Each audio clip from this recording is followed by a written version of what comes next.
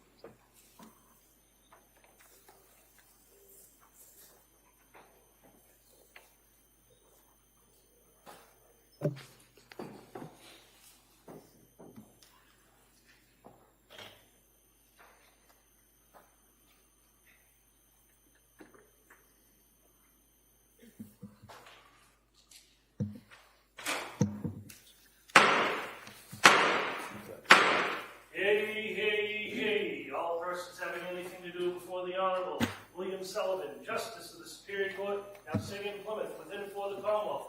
Draw near, give your attendance, and you shall be heard.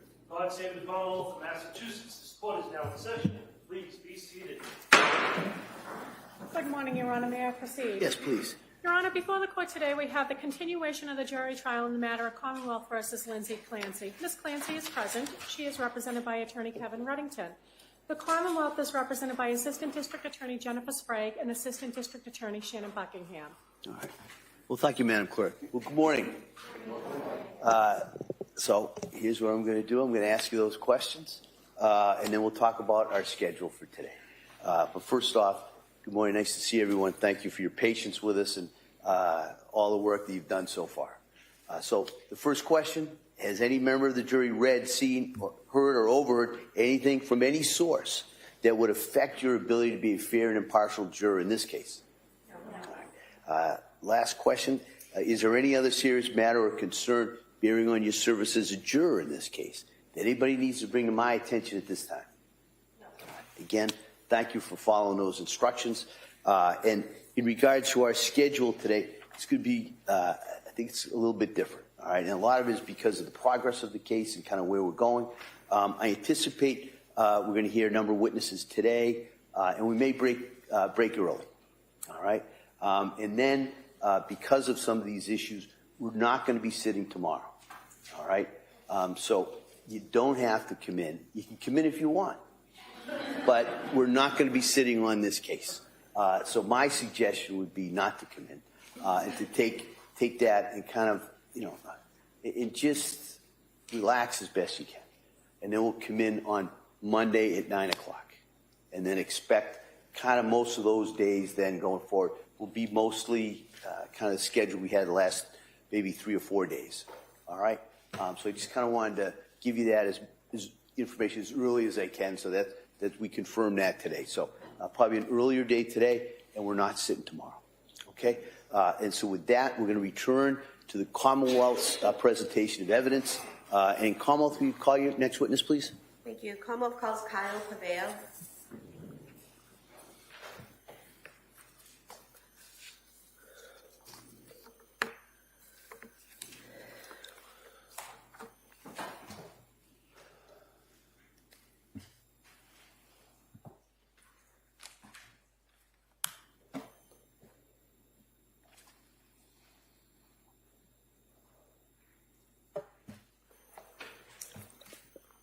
Your Honor, while we're waiting, I apologize. Can we just... Sure, real yeah. quick?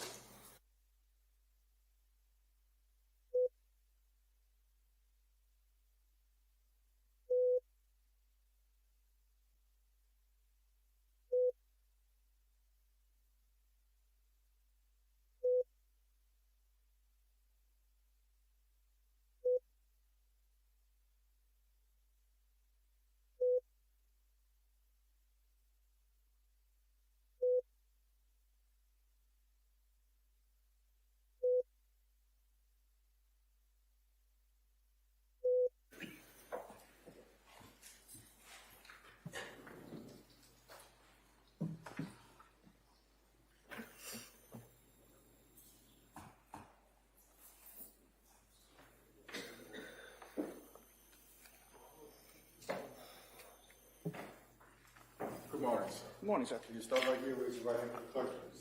Good morning. Do you solemnly swear that the testimony and the evidence you shall give to the court and the jury will be not changed in the Commonwealth of the defendant truth and nothing but the truth so help you God? Thank you, sir. You may have a seat. Just step, please. All right, good morning, sir. Good morning, Your Honor. All right. Sprague, please. Thank you. Good morning. Can you please state and spell your name for the record? Kyle Paveo, Kyle, last name Pavao, And where do you work? Massachusetts State Police. How long have you worked there? 8 years with 18 total law enforcement experience. So you worked in law enforcement prior to the state police? Correct. In what department? Town of Mattapoisett. And are you in a specific role or unit at this time? I was. What do you do now? Now I'm a sergeant in field, assigned to the Bourne Barracks. And previously, where were you assigned? I was a trooper in the cybercrime unit. How long were you in the cybercrime unit? Roughly 3.5 years or so. And what is the cybercrime unit? It's the state's primary child exploitation unit. Assigned to that, or included in that, is also a forensic branch, which deals with multiple other crimes other than child exploitation.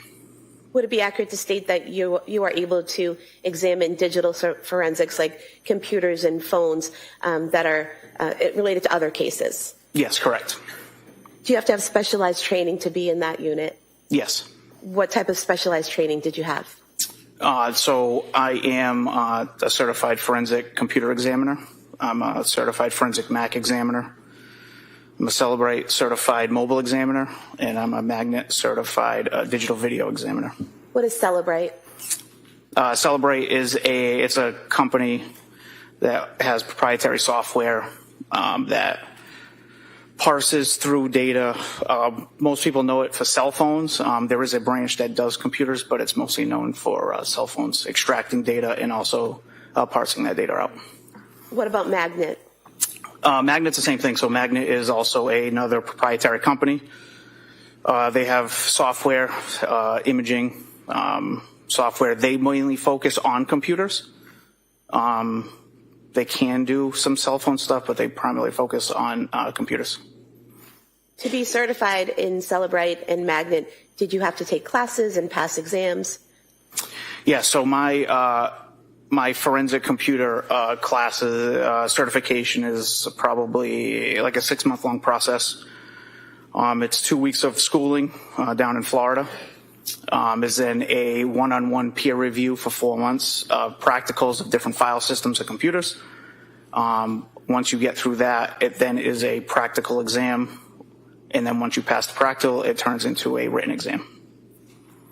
Did you have an opportunity to examine the extraction of a Surface Pro that was seized from 47 Summer Street in Duxbury on or about September 16th, 2025?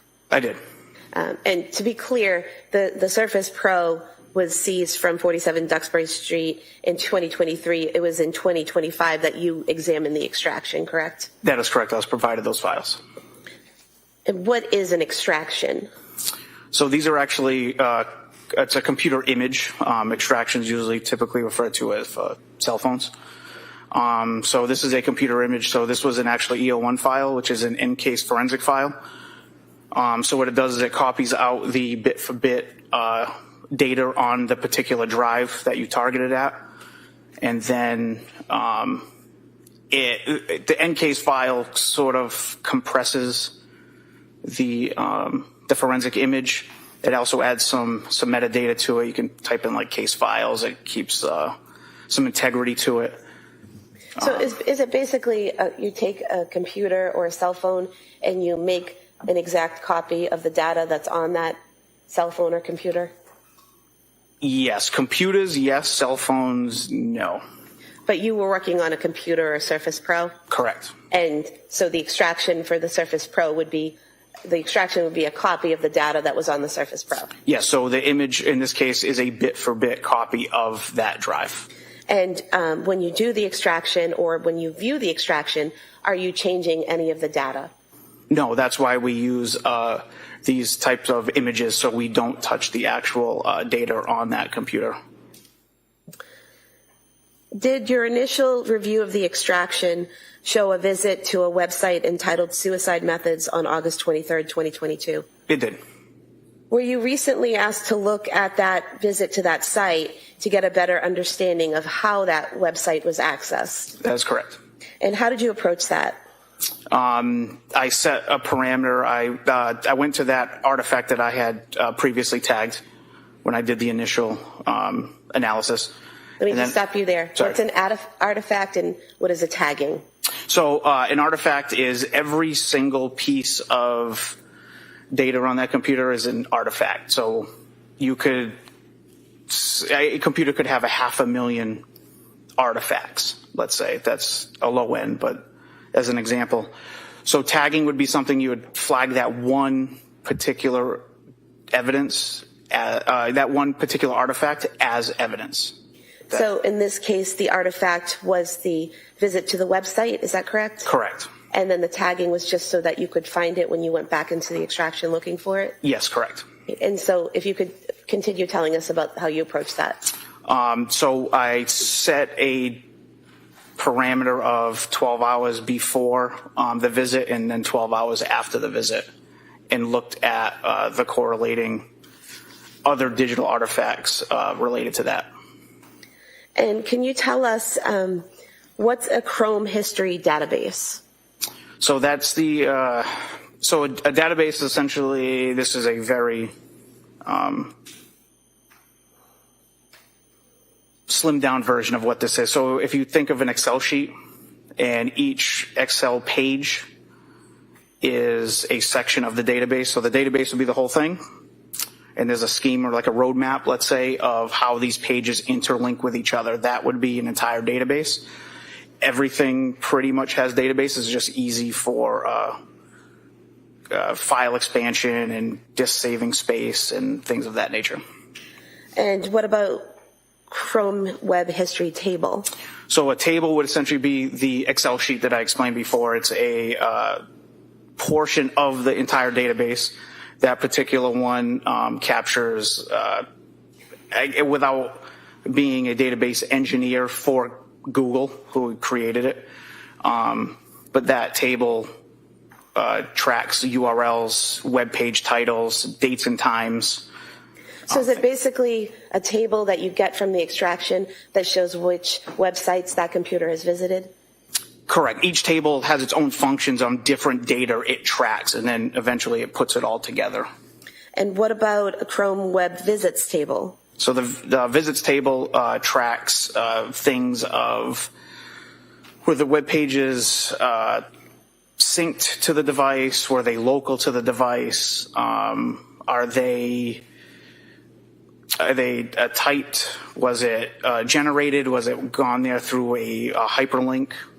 So basically, is it a table telling how each website was accessed, whether someone typed in a search for it or clicked a link? Correct. And you mentioned a couple different ways: typed, linked, generated. So typed would just be someone typing in the search bar something to search? Yeah, so typed could be a few different things. So typed would be somebody typed in an exact phrase or word. It also could flag the typed version, a typed flag if you copied and pasted something into the URL address bar.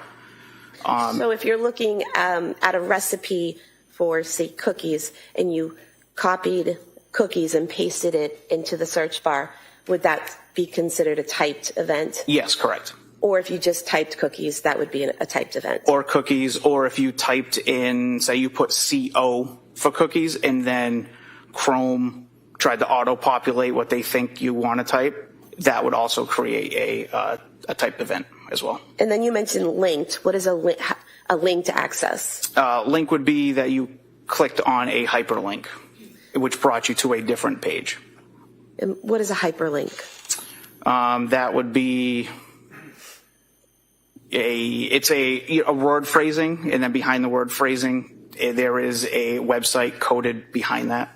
Is that like when you go on a website and there are certain words that are underlined that you can click on and it will take you to another page? Yes, correct. Okay. What about generated?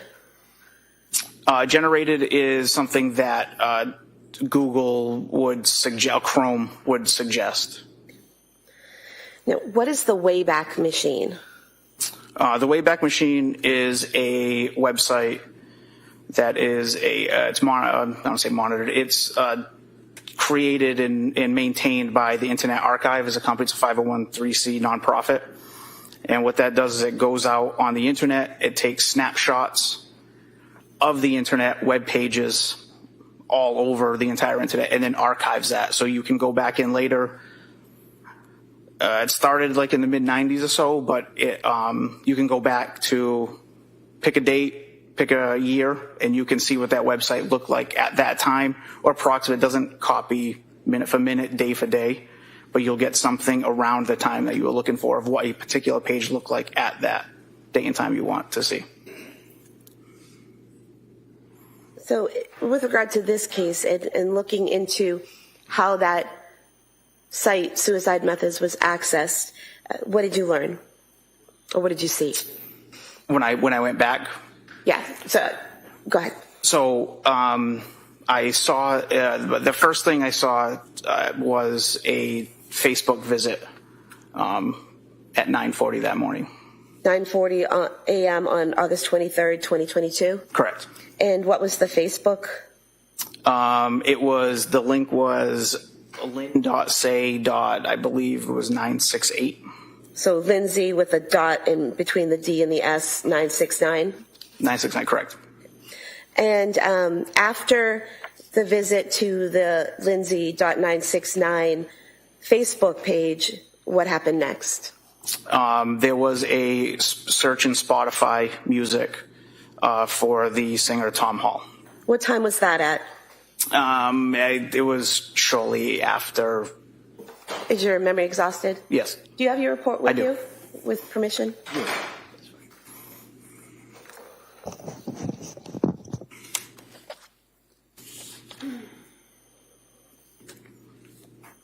That was at 9:42.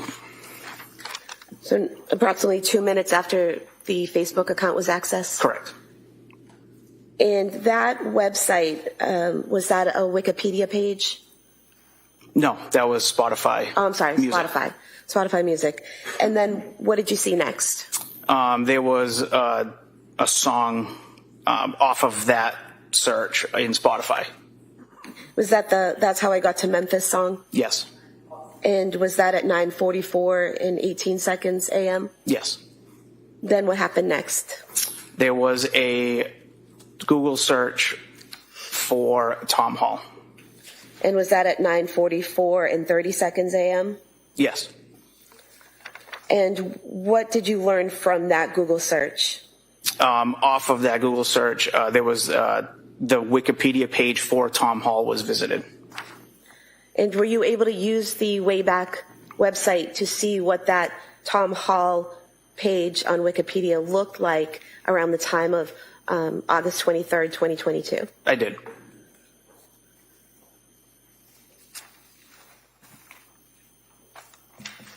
Is this a copy of that Wikipedia page from the Wayback Machine? Yes. You can have this marked as the next exhibit. No objection. All right. I have no objection to any of the documents. This is Tom T. Hall. Tom Hall, yes. All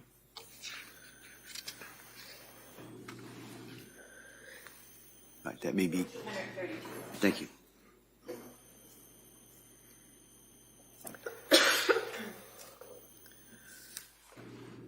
Could you see what happened next once the Wikipedia page for Tom Hall was visited?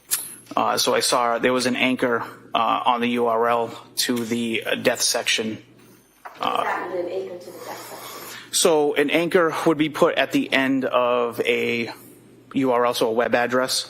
So what an anchor does, it's a £sign followed by a section of that page. So if you think of it as, say you go on your banking website and it lists like a table of contents and it has login, mortgages, rates.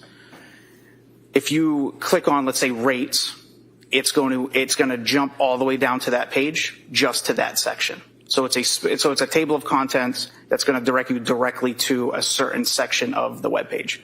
And so on the Wikipedia, someone clicked on death and it brought them down to that portion? Correct. And in the death section, could you tell what happened once the person was in that area of the web page? Yes. What happened there? So in the description that described, the Wikipedia page described of Tom Hall's death, there was some wording regarding a shooting related to his ultimate suicide. Go ahead. Showing you what's been marked now as 232. This portion here under death where it's self-inflicted gunshot wound to the head is underlined. Is that the portion you're referring to? Yes, correct. And that portion there with the underlining, is that what you were describing earlier as a hyperlink that you can click and it takes you somewhere else? Yeah, so inside that phrasing, there's actually a URL behind that with an anchor as well. Now, something like that, that type of hyperlink, can you hover over that with the arrow that the mouse directs, hover over that and automatically be taken to that site? Or do you actually have to click on that link? No, you'd have to click on that phrase with the link behind it. And so, based on your examination of the Surface Pro in that area, was the hyperlink clicked on? Yes. And where did the hyperlink bring the person?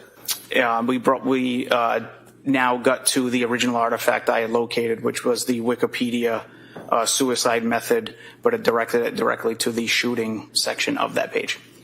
Could you tell how long the person spent on that page, the suicide methods page, or how long it was accessed? No. Could you tell what time it was accessed? Yes. What time was that? I don't recall the specific time. Want to look at your report?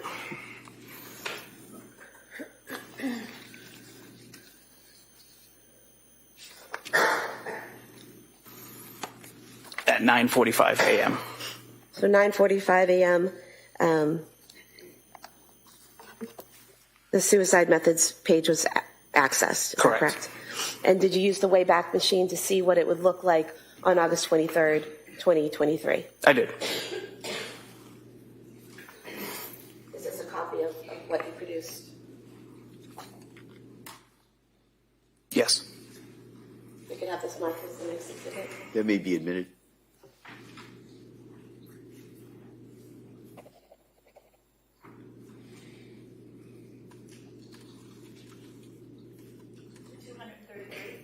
Thank you.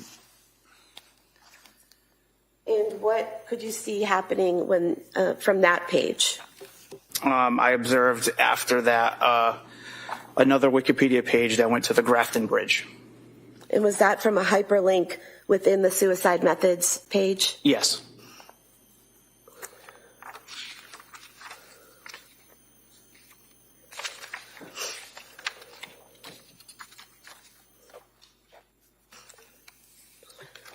Showing you page 8 of exhibit 233.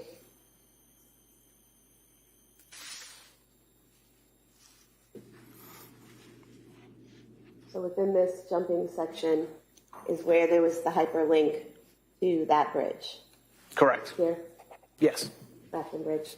So again, the person had to click on that hyperlink to access Grafton Bridge. Yes, that would be correct.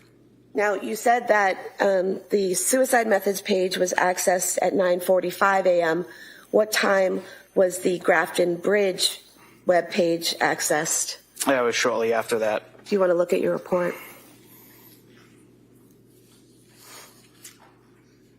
At 9:48. 9:48? Correct.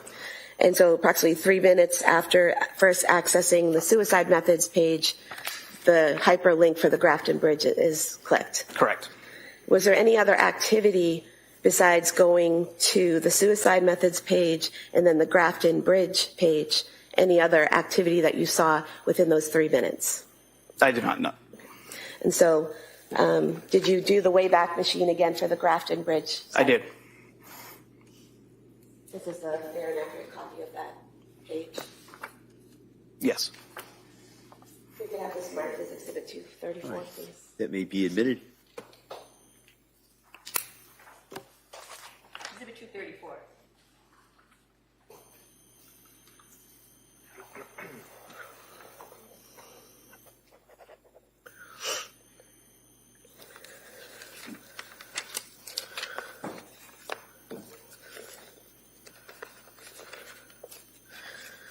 You're not able to tell who's actually at the computer doing all of this, correct? No. You can only see what data there is and what's been accessed, correct? Correct. Thank you. All right, Mr. Bennington. That's it? That's your testimony? That's why you're here today, to talk about a search that was involving Tim Hall? Sustained, if you could, So I apologize. Your testimony today is based on that search on August 23rd, right? Correct. Of 22, right?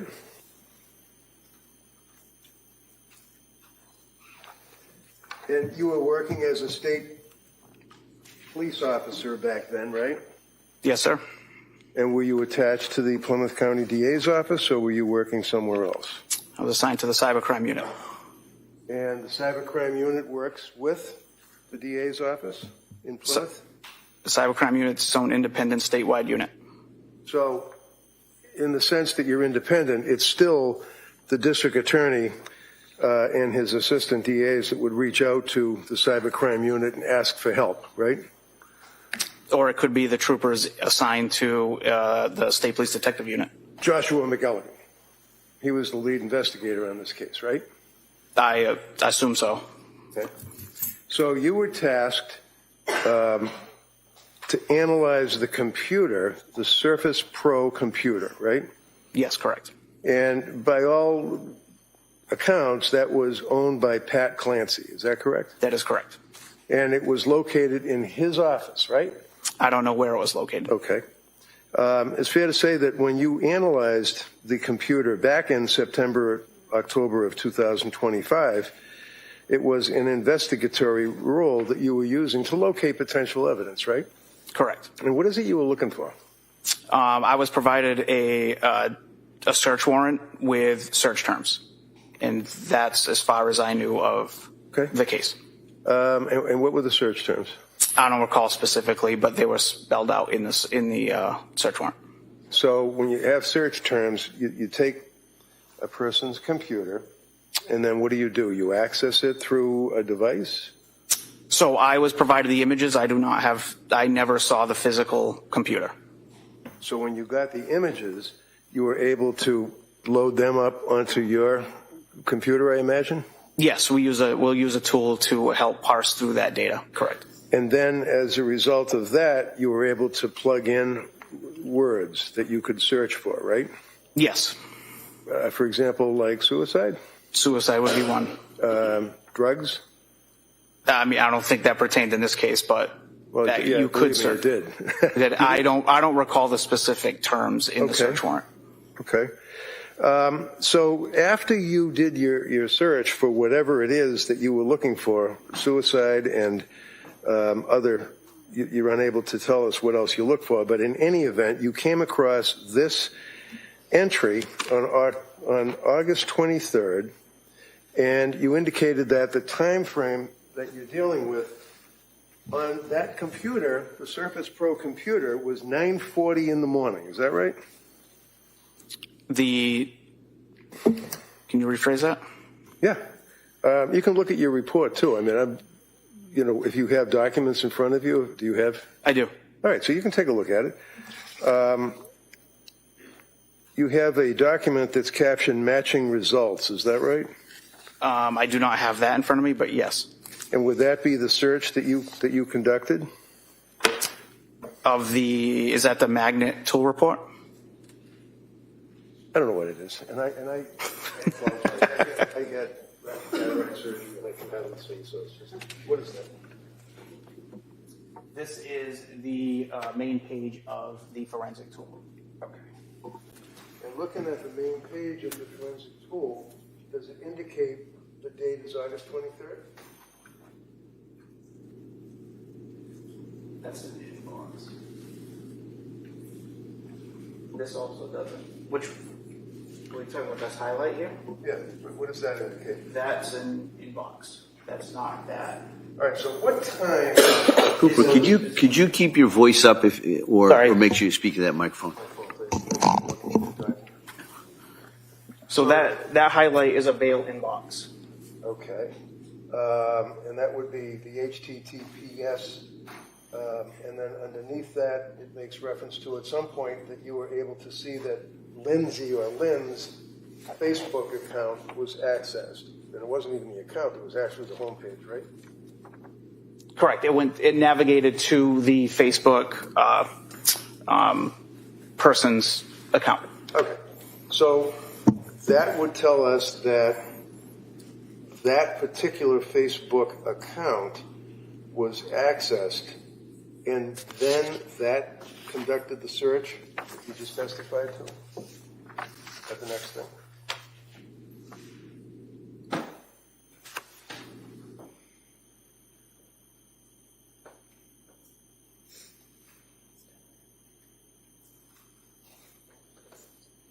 This does not have, this here does not have, All right, you can use this if you want. How about this next one? Does that have the Facebook visit? this one does, yes, correct. Okay. You want to take a look at it. Well, both of us. Yeah, both of us.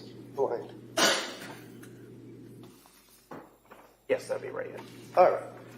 Thank you. Now, just before I leave, above that, does that also indicate, like, these what are these two top lines? That would be that was a CNBC web visit, which was typed in, and then there's access to a Google Gmail account. And whose Inbox. Google Gmail account was that? That I don't know. Because those two lines and references to the Google account were not in your report, right? You started off with the Facebook search, if you will. Yes. So you started off with Lindsay Facebook that was signed into the homepage on Patrick Clancy's Surface Pro computer, right? So my tool report has all of the artifacts tagged as evidence. Okay. So when you tag the actual data from the Surface Pro and the HP laptop as well, right? Yes, correct. And your October report back in was it 25 or was it 22? 25. So, but nothing changes on the computers. I mean, whatever your searches are and your records don't change over the years, right? No, as long as it's preserved in that state, and the images of that computer will remain the same. Okay, so, and it's fair to say that with this investigation, obviously, happening back in 2022, that the computers were hermetically sealed and stuck somewhere with an evidence locker to make sure that they're preserved, right? Yes, that would be best practice. Okay. That would be correct. So then in October of 25, the district attorney's office asked you to conduct a search of the computer, apparently. Is that right? The trooper in the Plymouth State Police Detective Unit reached out. And that would be McElligan, right? No, it was not. Okay. Do you know who it was? Trooper Justin Paul. Justin Paul. Correct. Okay. And as a result of that, you then prepared your report. And one of the things that you did is you noted that on August 23rd of 2022, at 9:40 and 08 seconds, that there was an access to the Lindsay Facebook account, right? Oh, there was a visit to that page, correct. Right. And then that page continued on to look for Tom Hall and Walking to Memphis or whatever in the songs, right? Yes. On Spotify? Yeah, the song. Yes, after that was a Spotify. And then the time frame of that would be that you went to a hyperlink that took them to methods of suicide. Is that correct? That is correct. Now, were there any searches on that computer for example, ways to kill? No, there was not. To your knowledge, and I understand that you might be stuck with what you investigated, but are you aware that there were any searches from Lindsay Clancy or Patrick Clancy on ways to kill? You ever heard that? In my initial report back in October, that contains all of the evidence artifacts that I had tagged as evidence and provided, I did not come across that, no. Right. So basically what you are leaving with the jury would be that on that date of August 23rd, at approximately 9:40 in the morning, and then carrying forward with jumping from Tom Hall to the Wikipedia account to the underlined name, suicide, jumping to that page, that all occurred between 9:40 and, say, 10 o'clock in the morning, right? Correct.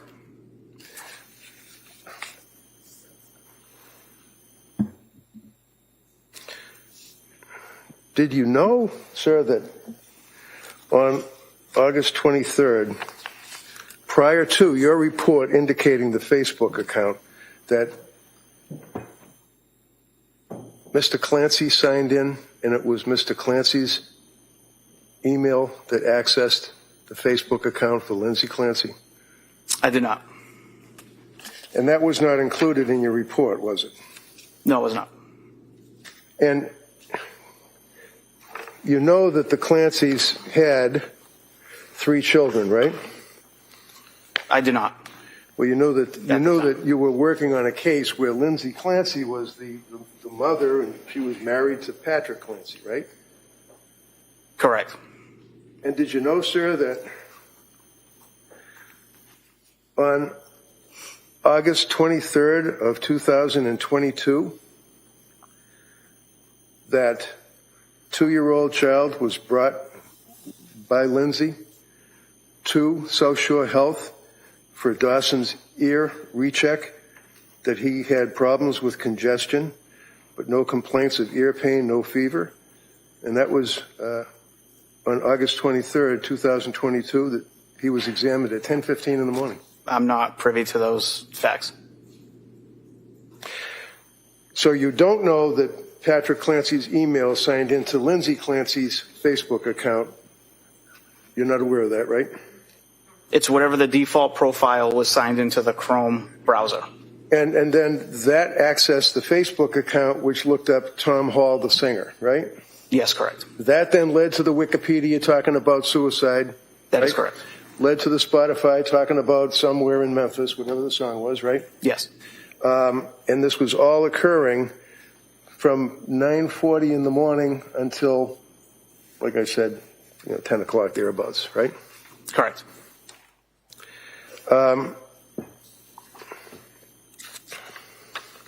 You tagged actual data from the Surface Pro as well as the HP laptop, right? I did. And your October report contained searches from the Surface Pro, right? Yes. And you recall, for example, just a representative sample that, and this would be on the Surface Pro computer. Now we're jumping ahead to December 5, not August of 22, December of 22. One of the inquiries of the Google searches was what to do when a psychiatrist overprescribed, right? Yes. Searches for medications, right? Yes. Including Lamictal, right? Correct. Can bipolar disorder be temporary, right? Yes. Can benzos reveal bipolar disorder, right? Yes. How long are detox programs, right? Yes. What is DBT? I'm just saying that's a search. I don't know. Oh, yeah. I had to look that one up, too. Okay. Lamictal versus it says Zolafy, but I would suggest it would be Zoloft. That was a search, right? Yes, correct. What is mania? Was a search, right? Yes. Ketamine for benzo withdrawal. January 18th of 2023 was a search, right? Yes. Ketamine therapy on January 18th of 2023, correct? Yes. Now, maybe not personally, but Steve Verino, who's also a gentleman who does what you do with computers and laptops and stuff, right? Yes. Now, you've worked on cases, and Steve, you recognize him right here, right? Yes. You know that Steve was working with me and Lindsay on accessing information from cell phones and computers, and he actually, through me, reached out about a month ago to the DA's office and raised some questions, correct? I'm not privy to that. Oh, well, the DA reached out to you about a month ago and asked you to revisit your investigation, and as a result of that, you created another report, didn't you? I did. And that would just be on July 26th of 26, right? Yes. And that was after the DA reached out to you, but didn't tell you it was because we had questions that Mr. Verino asked me to find out about, right? Yes, I was not privy to that. So as a result of dealing with the DA in July 26th of 26, you then prepared your report, and the purpose of that report was to find out more details, if you could, pertaining to the, quote, methods of suicide page, right? Correct. And in your July 26th report, you then went into detail about your findings, correct? Yes. And we would agree that particular webpage was not a search for methods of suicide. It was actually the Tom Hall and the music, right? That is correct. And then the URL shows access to Lindsay's Facebook profile, correct?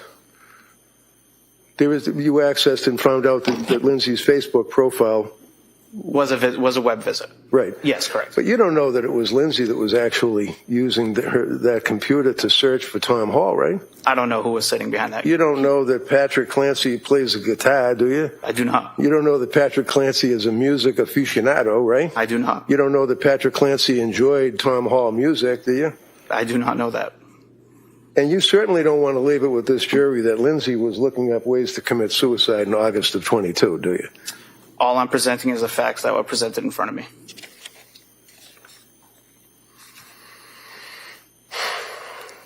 And a couple more questions, sir. When a user logs into their own Facebook account, it doesn't populate or bring you directly to the actual profile page. It brings you to the home page, right? That shows your followers and things like that?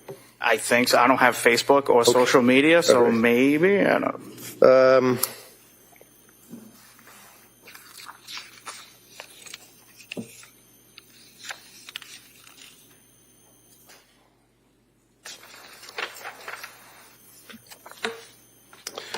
That's all I have for this gentleman, Your Honor. All right. Come up. I would ask if I could, Judge, the two documents that I was questioning him from, could I introduce those into evidence? I think he agreed that that was part of the search.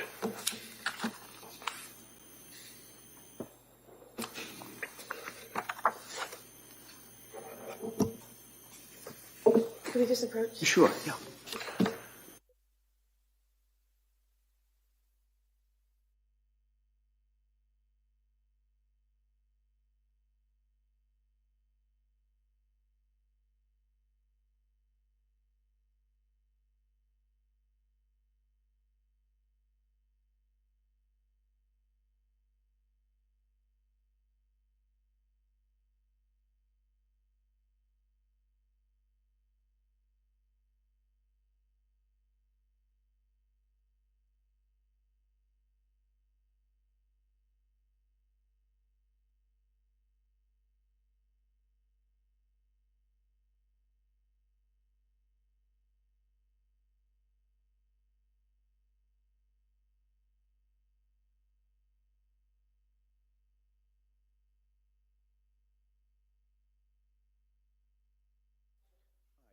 That may be admitted.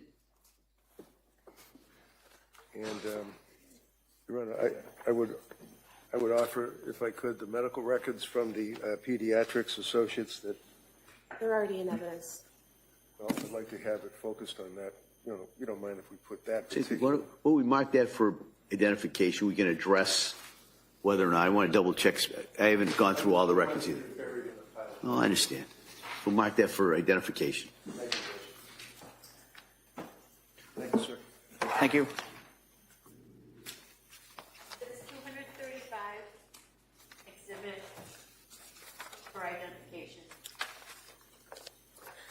Sir, just for clarification, before when I was doing direct, if at any point I said August 23rd, 2023, what you did when you did the Wayback Machine was searches for around the time period of August 22nd, 2022, correct? Correct. And anything that you looked at that day regarding the search for suicide methods or any of the other places that were visited were August 23rd, 2022, correct? Correct, 2022. And the visit to the Grafton Bridge Wikipedia page was at 9:48 a.m., correct? Not 10 a.m.?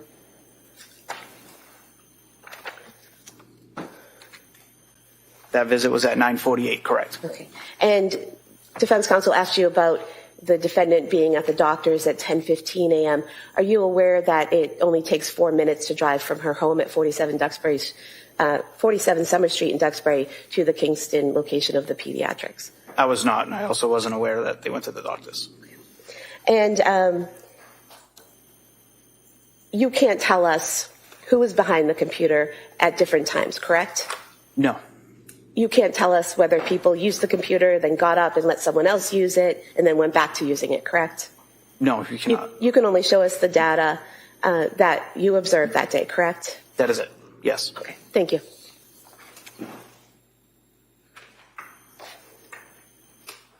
So, thank you. What has been marked for P for identification, which would constitute the health information records from the South Shore Health, pertinent to the child.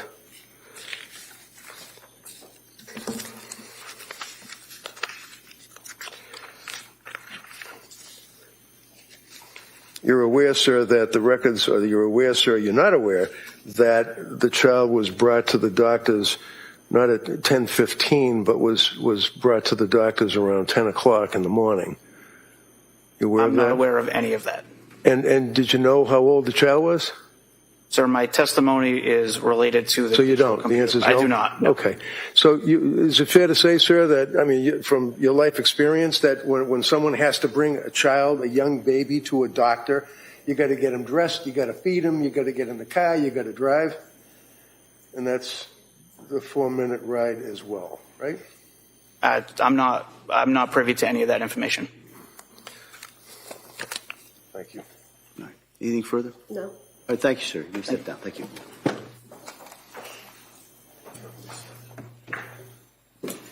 Commonwealth calls Timothy Chiappini.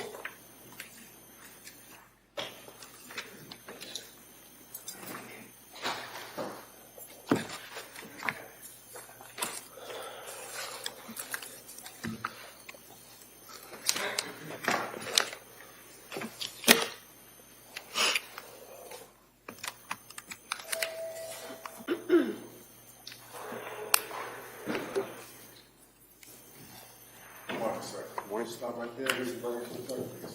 Do you solemnly swear that the testimony and the evidence you shall give to the court and the jury will now come between the Commonwealth and the plaintiff? Thank you, sir. You may have a seat. Want you step, please? All right. Good morning, sir. Attorney Sprague, please. Thank you. Good morning. Can you please state and spell your name for the record? My name is Timothy Chiappini. Last name is spelled C-H-I-A, P as in Peter, P as in Peter, I-N-I.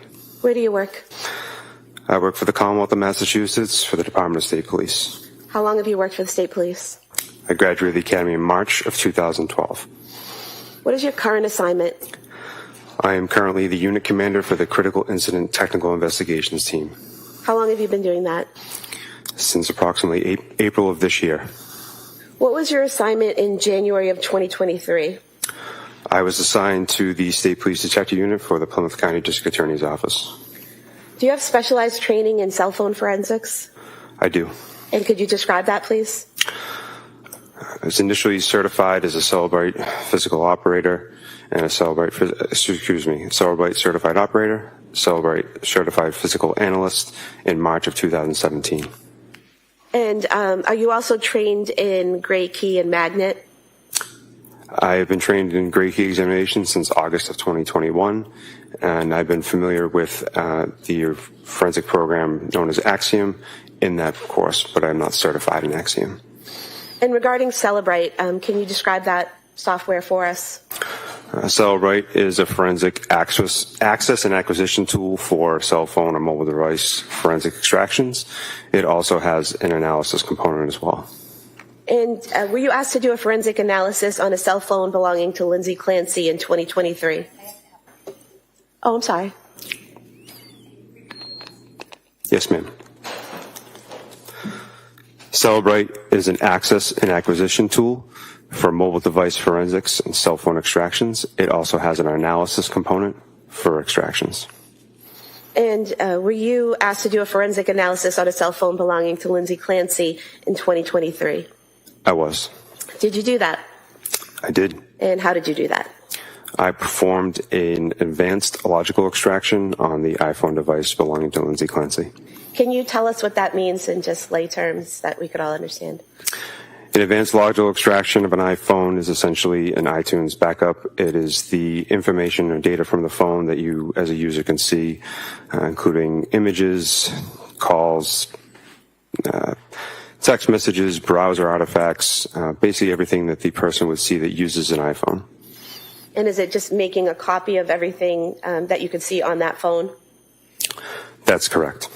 And what is the analysis portion you mentioned you do Celebrate extraction and Celebrate analysis. What's the analysis portion? In January of 2023, the analysis software would be Celebrate Physical Analyzer, and with that, you can also export a report to be utilized in Celebrate Reader. So basically, are you just taking someone's phone, making a copy of the data that's on it, and then looking through the data? That's correct. Is it an exact copy? Yes. When the phone is forensically extracted by the Celebrate software, a hash value is created. A hash value is a unique digital fingerprint of the extraction. It's an alphanumeric string of characters, and every time the extraction is opened in the Celebrate software, that hash value is verified. If the data in the extraction is changed by just 1 bit, the hash value would be changed, and the extraction will no longer be valid. So basically, you look at those numbers, the number chain, to make sure they're the same, and then you know it's an exact copy? That's correct. And did you do that in this case? I did. And was it an exact copy? It was. And are you able on the extraction to change any of the data while you're analyzing it? No. That would invalidate the hash. I can use filters in the analysis to look at particular data that I want, but I can never change the contents of the extraction. And so when you say use different filters, can you put things in categories to organize it so that, for example, can you put all the photos together and all the text messages together? The Celebrate Physical Analyzer tool automatically parses the data into various categories, and it processes media, various forms of media, images, videos. It processes different direct communication, whether it be through a web application such as Instagram or the native messaging application on the device known as iMessage. So it parses the information automatically, and you're allowed to look at different categories. So does it create a report with all the data? I can create a report from the extraction, and it has all the data contained in the report, and I can filter it based on the parameters that I'm allowed to look at legally. And when you do that extraction of a phone, do you get everything that's on the phone? Depending on the type of extraction, I get all the data that's available to me by the forensic tool that I'm using at the time. So do forensic tools improve over time to allow examiners to get more and more data from phones? Yes. So basically, what you were able to get from Ms. Clancy's phone was what the tool you were using at the time was capable of getting at that time. I performed the most comprehensive extraction type that I was able to do at the time of the examination. And then there were improvements to that system following what you did that may have allowed other examiners to get more information. That's correct. Were you asked to generate some reports about certain sections of the defendant's phone? I was. You could pull up the...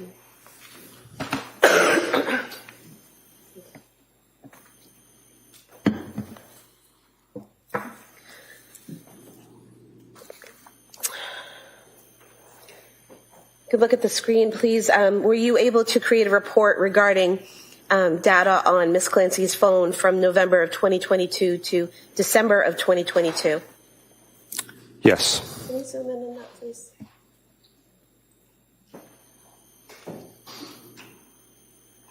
And could you just explain for us the different columns we're seeing here? The columns are automatically generated by the software when you create a supplemental report. This is a supplemental report created through the Celebrate Physical Analyzer software analysis tool. When you create the supplemental report, you can stipulate to certain parameters, certain content, certain time frames based on your investigation. In this case, there are multiple columns at the top reflecting the different types of data, the timestamp for that data, a description in the source file for the data. This is a timeline report, and therefore it reflects those exact columns, and that is predetermined by the software. So, for example, where it says type, what is that telling us? That's where Celebrate has parsed the data and categorized it based on the forensic extraction. So there, number one, where it says activity sensitive data, what is that? That would be the data from the health database within the phone. If there was something in the direction box, what is direction? Direction could be related to a call incoming to the device or outgoing from the device. So if one was a phone call, it would say to or from? I believe the exact categorization would be incoming or outgoing. Incoming or outgoing, okay. And then the attachment box? Attachment box would be associated with a message, typically a MMS message or multimedia message. A text message that contains a photo would be listed as an attachment. It could also be associated with an email that has an attachment or some type of transaction on the phone that resulted in something being attributed as an attachment. And then what about the location box? If the data source has location information associated with it, then that box would have data filled out. This report is 768 pages, so there's a variety of sources of data within this report. And what about timestamp? Where it says timestamp, the date and time, is that Eastern Standard Time?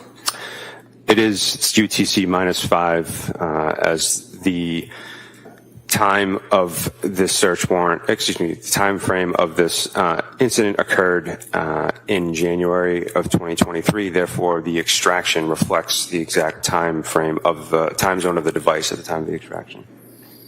And where it says party, what would be in that column?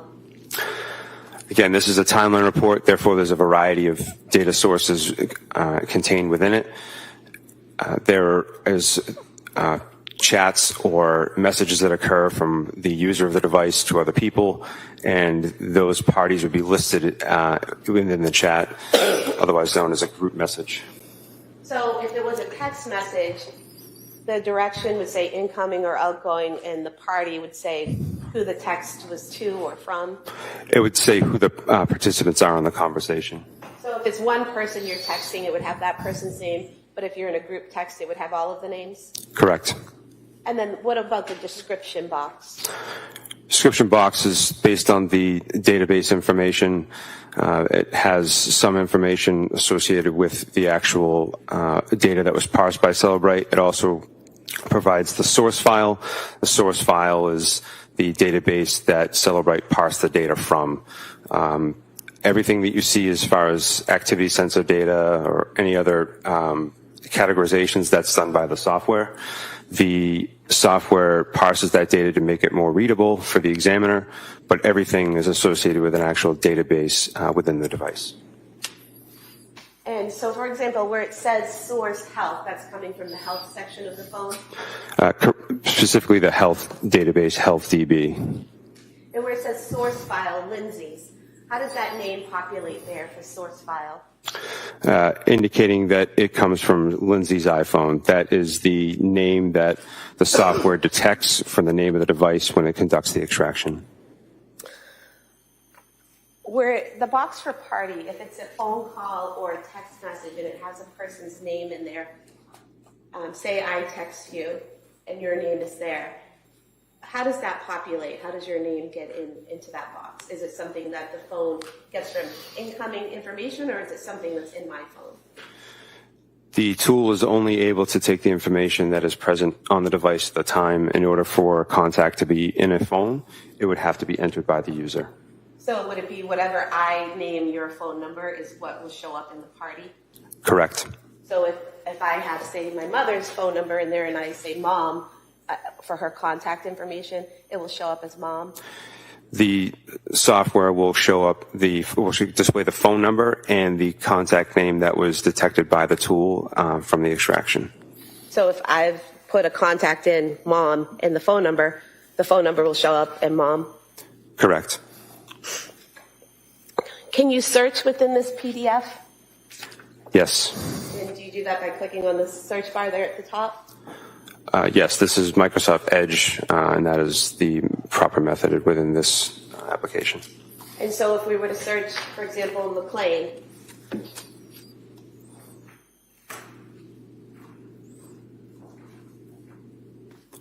I'm not sure of the spelling.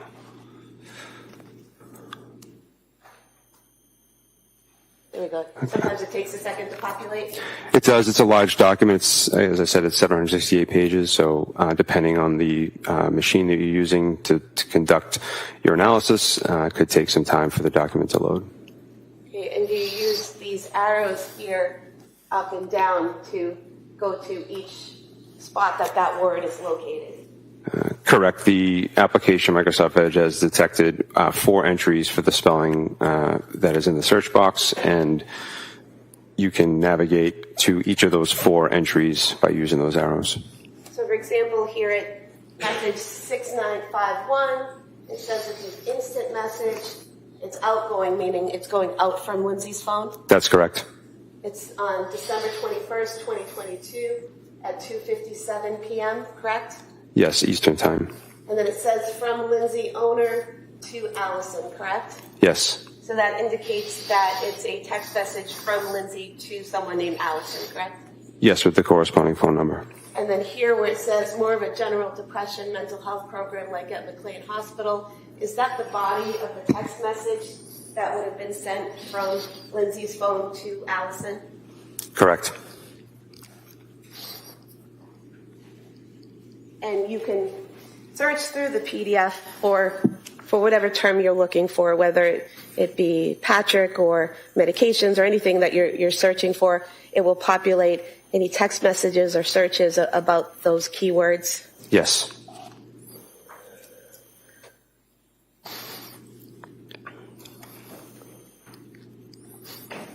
If we could have the next one, please.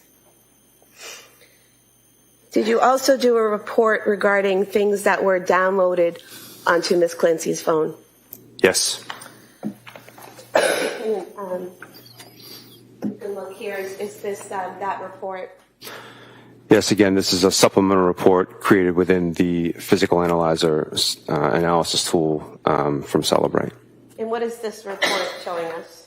A singular item from the documents section of the project tree, or otherwise known as the analysis component of Celebrate Physical Analyzer, and it's one single document.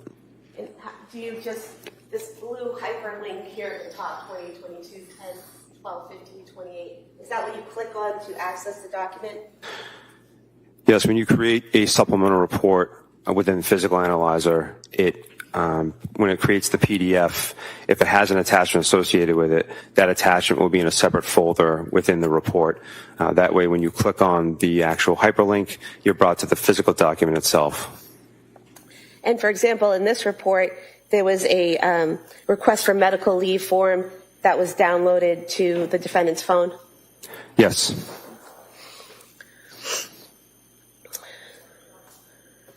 If we could go to the next one, please.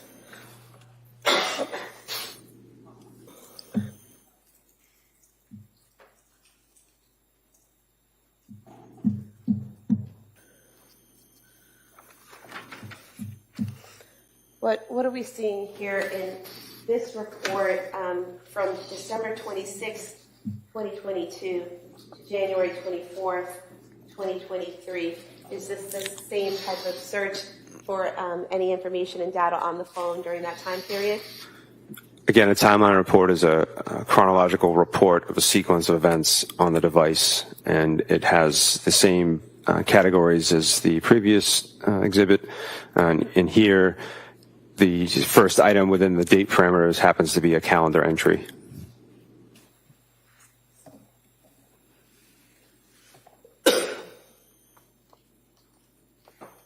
And so if we go here to page 846 of the document, can you explain for us here, is this web history, website visits that are documented on the phone? That's one of the categories listed as an artifact. The items shown here on the screen are all associated with web browsing.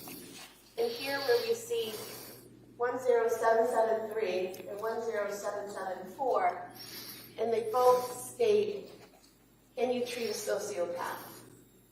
Those are two entries that have basically the same search term, correct? Yes.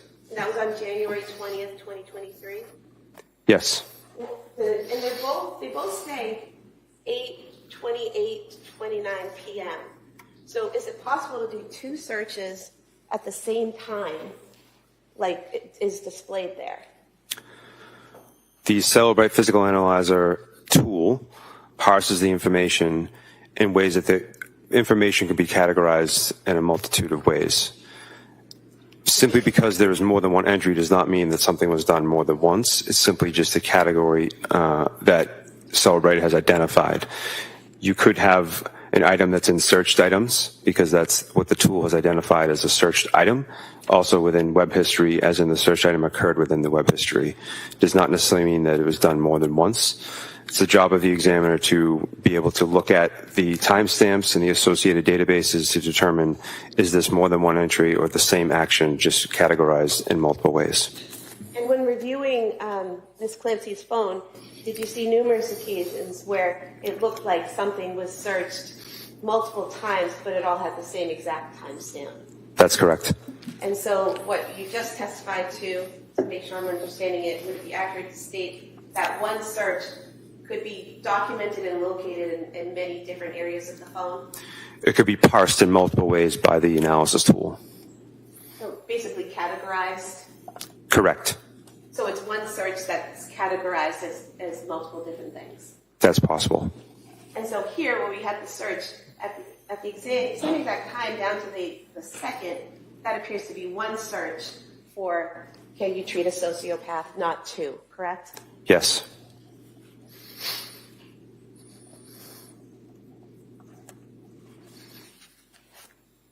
We can go to the next one, please.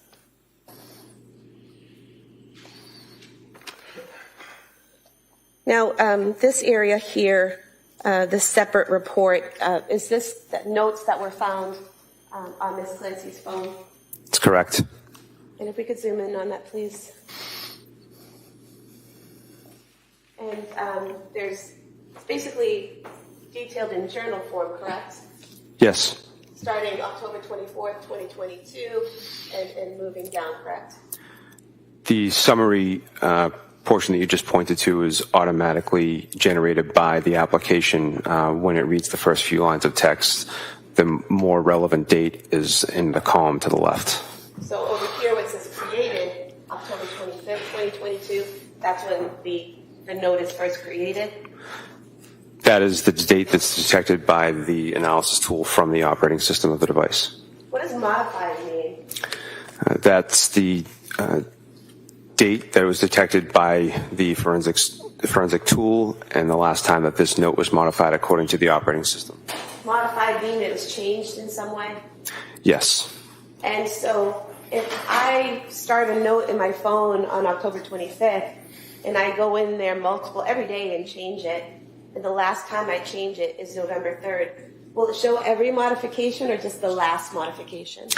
The only date timestamp that will show is the last modification, unless the forensic tool is able to categorize each time the note was changed. I'm only able to detect the modified timestamp or last modified timestamp and just the entirety of the note. And excuse me, you don't know how many times this note was modified, correct? Based on this forensic tool and this artifact, no. Can you tell what within the note was changed? I cannot. So everything could have been the same and maybe a date changed, or there could have just been a date and everything was changed on November 3rd. You just don't know. There could just been a one character change on the last modified date, but with this forensic tool and this artifact. What's the date? November 3rd. Thank you. And if we could just scroll down to the October 25th entry.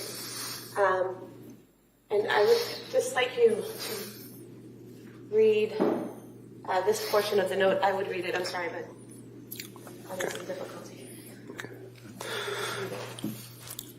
I'm sad and depressed because I am not able to parent my third child like my first. I want to treat any one of my babies like my first, but I know that's not a feasible possibility. I'm sad that I stopped breastfeeding. I feel not as connected with Cal now. I think I sort of resent my other children because they prevent me from treating Cal like my first baby. And I know that's not fair to them. I know that. I was feeling so depressed last evening when Cora and Dawson came home from school. I know it runs off on them, so we had a pretty rough evening. I want to feel love and connection with all my kids. I'm also probably having a bit of an internal conflict because my whole life I wanted to have a lot of kids. I still don't want Cal to be our last, but I have a lot of figuring out to do before I have another. I'm on the fence about starting a new medication for anxiety/depression. I just want to feel happy.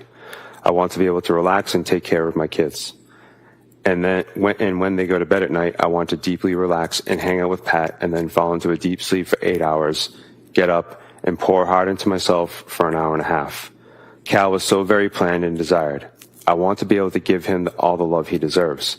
I guess that's what it's like to be the third child, though. He's not the first third child to ever exist. I think I know he'll be okay, but it's really hard for me. I hate that he has to put himself to sleep.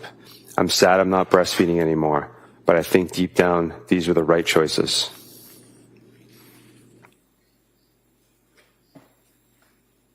If you could continue. As for the sleep training, I needed a baby that slept through the night because I simply do not have the opportunity in my life to catch up on sleep. I just don't. If there was a time for me to nap every day, then that may not have been the case, but there really isn't. When Cal naps, I have to take care of Cora and Dawson. That's just how it is. It feels cruel to me that we did not do that to Cal, but the reality is we did what we had to do. I guess I also feel slightly traumatized by the sleep training, but that feeling was only really present when I was severely sleep deprived and paranoid. I know what we did was the right thing and okay. As for the breastfeeding, it kind of goes hand in hand with the sleep training. Once he started sleeping most of the night, it was then a daily struggle to keep up my milk supply. I was having to take a ton of supplements and constantly think about eating and drinking enough to keep the supply up, and then I was having to think about pumping extra to keep it up, and that was really hard to do with Cora and Dawson around. When I tried to leave Cal to go out with Cora and Dawson, I was stressed about the pumping, and not to mention the fact that Cal was at home and not taking a bottle, so it was a battle of if I should pump or not. I know I did the right thing because I need to be able to leave Cal with someone and get fed. As much as I don't want to leave him, I need to be able to. I need to be able to be present with my other kids. I still really, really want a fourth child, but I need a really good therapist before then. I'm on the fence about starting a new med or not. I want to feel happy, but it would be nice to feel authentically happy and not fake. But I need to feel happier than I did last evening because then I was pretty depressed and not enjoying any of my children. It was really sad. I needed the breastfeeding off of my plate. I'm struggling so hard because I wanted to parent each of my kids like my first, and since I can't, that's depressing to me. This is definitely the root cause of all our problems. Now I feel like I'm not parenting any of my kids the way I want to, and that makes me sad too. But I'm going to try my best today. Things I love doing that help me love and appreciate and enjoy my kids are activities with them.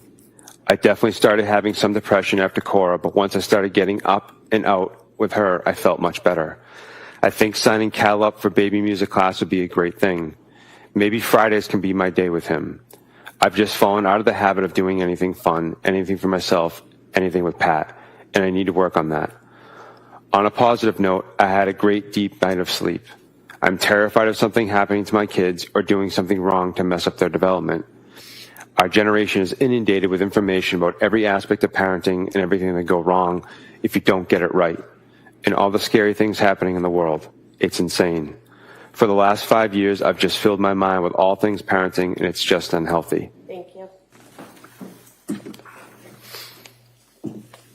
And so everything that you just read would have been written and filled in by the user, correct? Correct.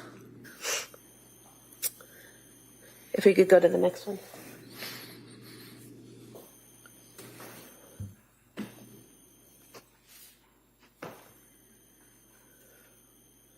This is another note, is that correct? That's correct. And this note, it says it was created December 22nd, 2022, but then it was modified on January 23rd, 2023, correct? Yes. And this note here, again, you don't know how many times it was modified, you just know the last date it was modified, correct? That's correct. And you don't know what was changed in the note, you just know that something was. Correct. If we could go to the next one.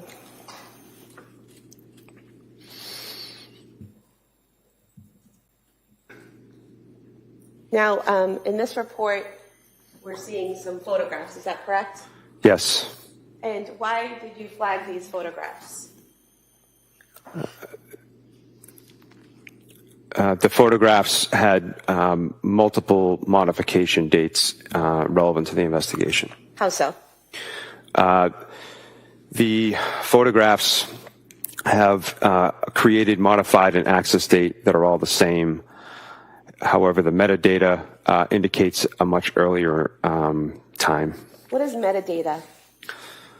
Metadata is data about data. An image is data, and with the Cellbrite physical analyzer tool, you're able to see the data about, in this case, an image.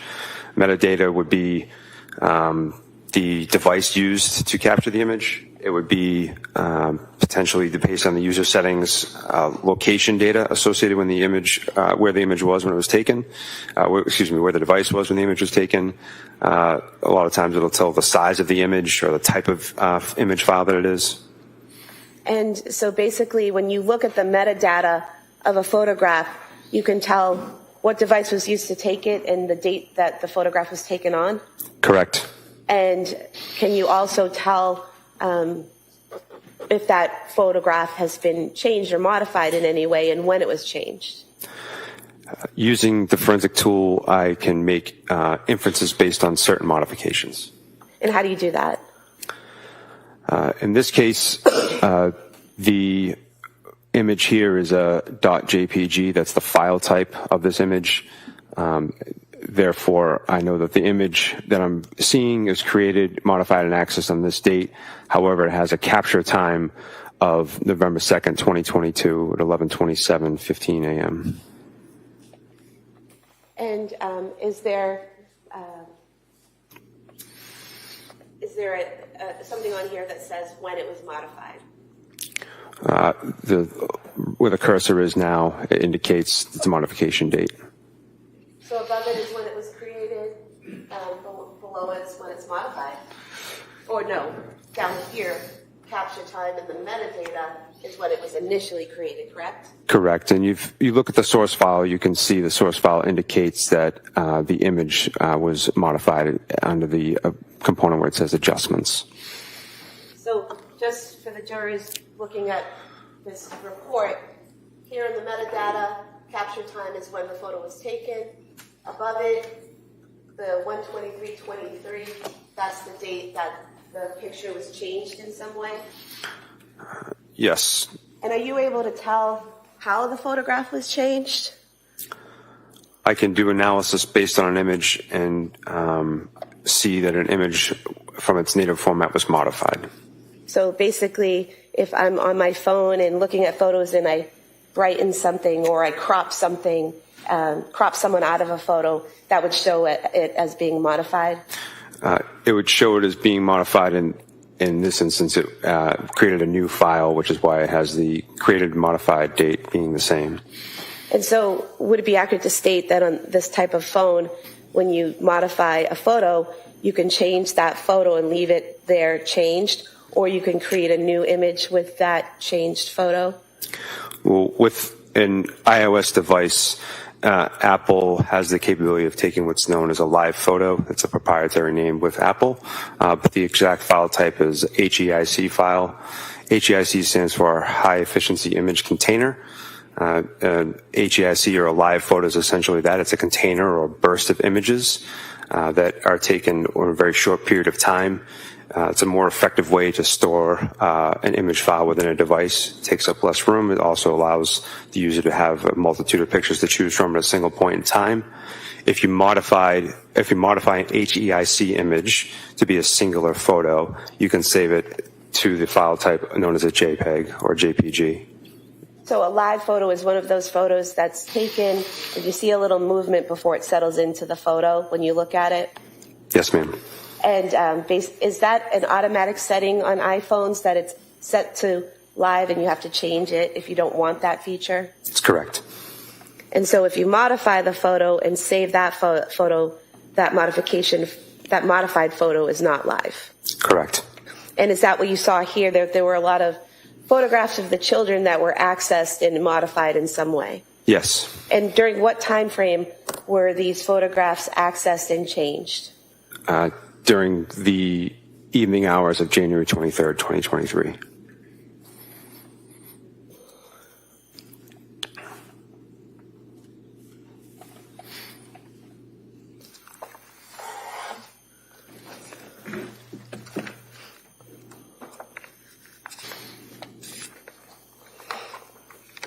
Okay, if we could go to the next, please.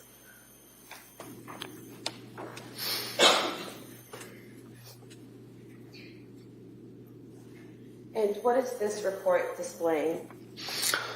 This is another timeline report with the first event starting January 24th, 2023 at 4 o'clock p.m. And does it go on January 24th, 2023 from 4 p.m. to 8 p.m.?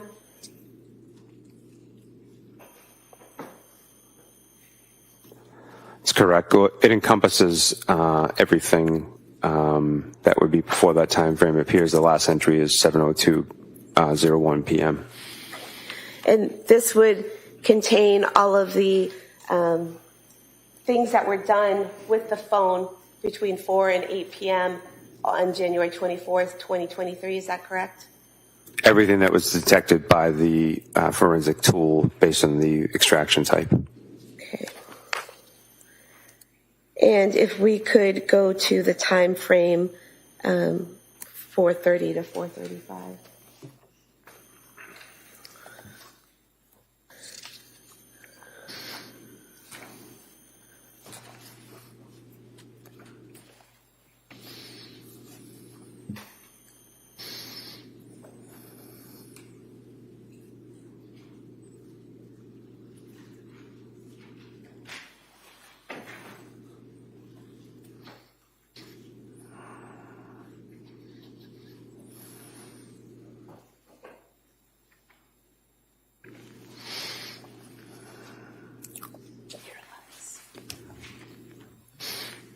Using the tool, we'll search Miralax. Looking here, starting at item 37 at 4:46 p.m., is there a search for Miralax for kids on the phone? Yes. And again, we're seeing the search for Miralax for kids, 4:46:55, 4:46:55, the same time over and over again. Is that another example of one search showing up in multiple categories? Correct. As an examiner, I would be looking at the timestamp and also the category second box in from the left, indicating that the Celebrate software has parsed it in multiple locations.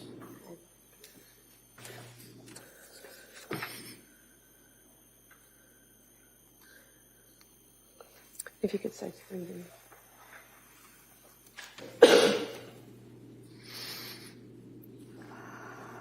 In searching 3B in the document, we see here multiple sources. You could do a search with the number 3.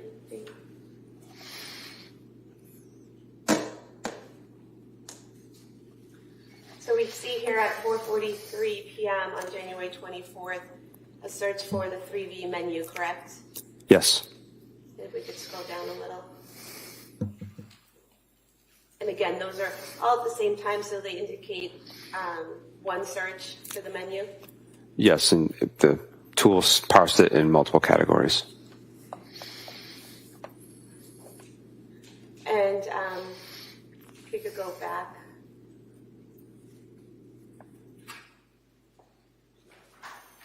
Was there also a search for an Apple Maps for 3V? Yes. And what time was that? I'm sorry, there's a glare.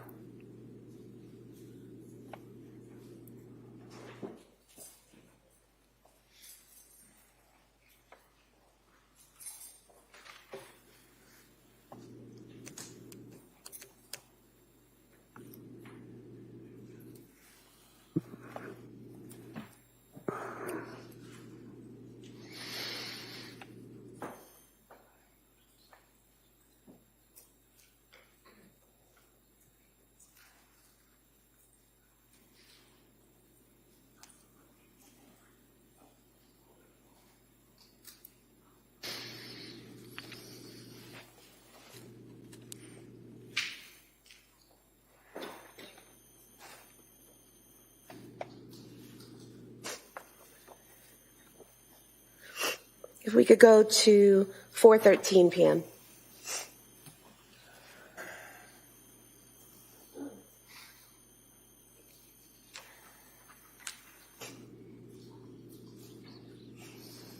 And here in Apple Maps, do we see 3V restaurant at 4:13 p.m.? Yes. And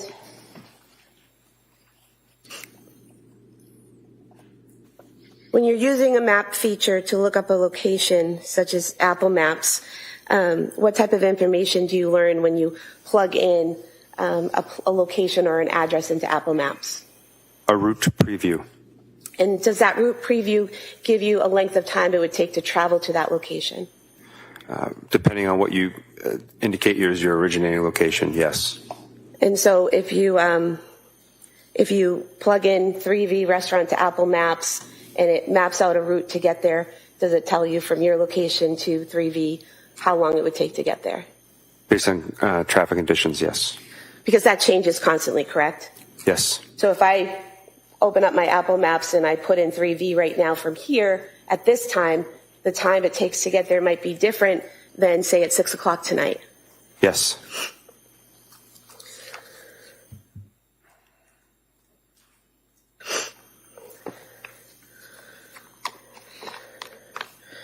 And so if we can go to 4:47 p.m.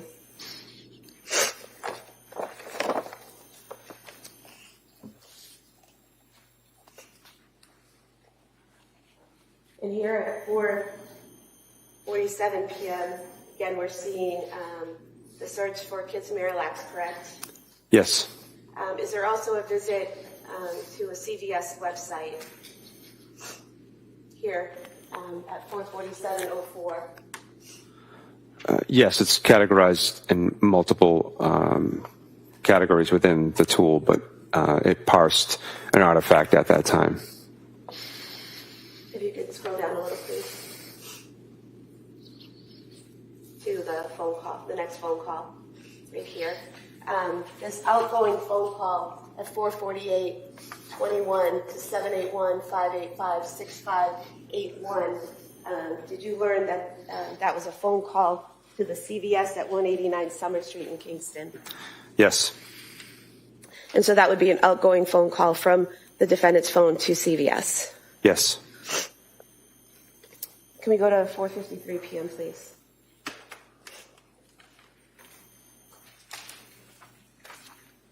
And then there's a message. It says message 80, outgoing from the defendant's phone at 4:53:09 from Lindsay to Patrick Clancy, correct? Yes. And it says, any chance you want to do takeout from 3V? I didn't cook anything. It's been a long day, correct? That's the content of the message. Is there a response in message 82 from Patrick to Lindsay? Yes, there is. And what is the answer? Yeah. And then is there a response from Lindsay to Patrick at message 84? Yes. And what is that? Okie dokie. And then message 86, again from Lindsay to Patrick, does she send him another message? She does. And what does that say? Check the menu when you can.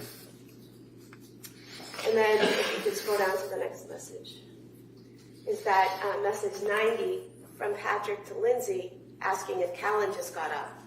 It is. And then message number 92, is that from Patrick to Lindsay saying, also, what are you getting? Yes. And then 94 at 5:06 p.m., is that from Lindsay to Patrick stating, but it was just a short nap in message 96. Yes. And then message 97 at 5:06 is 3D menu searched. Yes. And that source says Safari. Is that a Safari web search for the 3D menu? Safari is the default web browser on an iOS device, and iOS stands for iPhone operating system. So that's a basic search on your iPhone for the 3D menu. Utilizing the Safari web application, correct. And then number 98, is that another search for Pedialax? Correct. Excuse me. Now, both the search for 3D menu and the search for Pedialax are at 5:06:45. How does that happen, that there are two searches for two different things at the same time? Can you repeat the question? So you have in message 97, you have on January 24th, 2023 at 5:06:45, a search for 3V menu. Then the same date at the same time, a search for PDLX. And what's the question? How does it happen that you have two searches at the same time? I would only be able to make an inference from here without having the forensic tool available to me. And what would the inference be? That there was more than one tab open. Okay, so on your phone or a computer, when you're doing web searches, you can have multiple pages open, correct? Yes. And you can just click on whatever page you want to open, you can click on and that will open up. Correct. You can select which tab you want within the Safari application. Tabs, right? Okay. So, how many tabs can you have open at any one time? I'm not sure the number, but I've seen iOS devices capable of having more than 30 or 40 tabs open at a time. So it wouldn't be uncommon or unusual to have at least two open to two different web searches. No. Okay. If we could scroll down a little, please. And then we have in 106 and 105, both messages. First 105, we have a web history at 5:06:47, the menu at 3V restaurant, again, the source Safari. And then we have cookies at 5:06:48.3vrestaurant.com. Can you tell us what the difference between those two are? They're both from different databases. They're both associated with web browsing. Web history is from the history component of the Safari application. Cookies are installed through web browsing. Through legislation, when you visit a website for the first time, you'll typically be prompted, do you want to allow the website to download cookies onto your device? Cookies downloaded to your device serve a multitude of reasons. One might be that it allows the website or the company to be able to track your activity while on their website, which helps them for marketing and business purposes. Another component of cookies would be to enhance the web browsing experience for a website you go to on a regular basis. It would increase the load time. So it is an artifact that is indicative of web browsing. And so message 108, again, we have at 5:06:49, we have a message from Patrick to Lindsay saying, oh, okay, is that correct? Yes. And then message 112, we have a message from Lindsay to Patrick where she says Mediterranean Power Bowl, correct? Yes. And that was at 5:07 p.m. We have a message 115 from Patrick to Lindsay at 5:08 p.m. Okay, I'll do scallop and pork belly risotto. Is that right? Yes. All right. And then if we could go to 5:10 p.m., the phone call right there. Oh, go back to me. And so we have two phone calls here, one at 5:09 p.m. and one at 5:10 p.m. The first to 508-747-4950, and the other to 508-927-4046. The first one is for 11 seconds, correct? That's the duration, yes. And that's noted here above source? Yes. And then the second is 47 seconds, is that correct? Correct. Did you look into these two phone calls? I don't recall. Okay. Do you recall the 508-927-4046 being the number for the 3V restaurant? Yes. And if we could scroll down a little bit. Are there further searches at 5:13 p.m., starting at number 128 for PDLX? That's correct.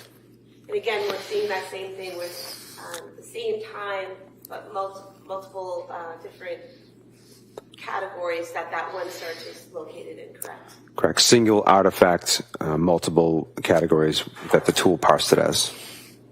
Can we go to 5:33 p.m., please? Oh, I'm sorry. Stop there. Thank you. 146, message 146, a message from Lindsay to Patrick at 5:15 p.m. which states Pedialex liquid stool softener, correct? Yes. All right. And then at 1:47, we have 5:33:51 p.m. Is that a phone call from Patrick's phone to Lindsay's phone? Yes. And that has zeros in it for duration. Does that indicate the call wasn't answered? It would be an inference. And then going down to 1:50, we have an outgoing call from the defendant's phone to Patrick Clancy for 14 seconds at 5:34 p.m., correct? Yes. That means the call lasted approximately 14 seconds. Correct. And then the last item there, item 152, that is an incoming call to the defendant's phone from Patrick Clancy, correct? Yes. And again, we have zeros here indicating that the call wasn't answered, correct? It's an inference, yes.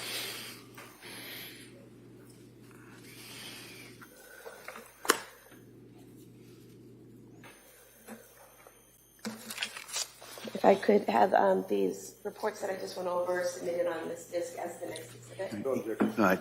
That may be admitted. Exhibit 236.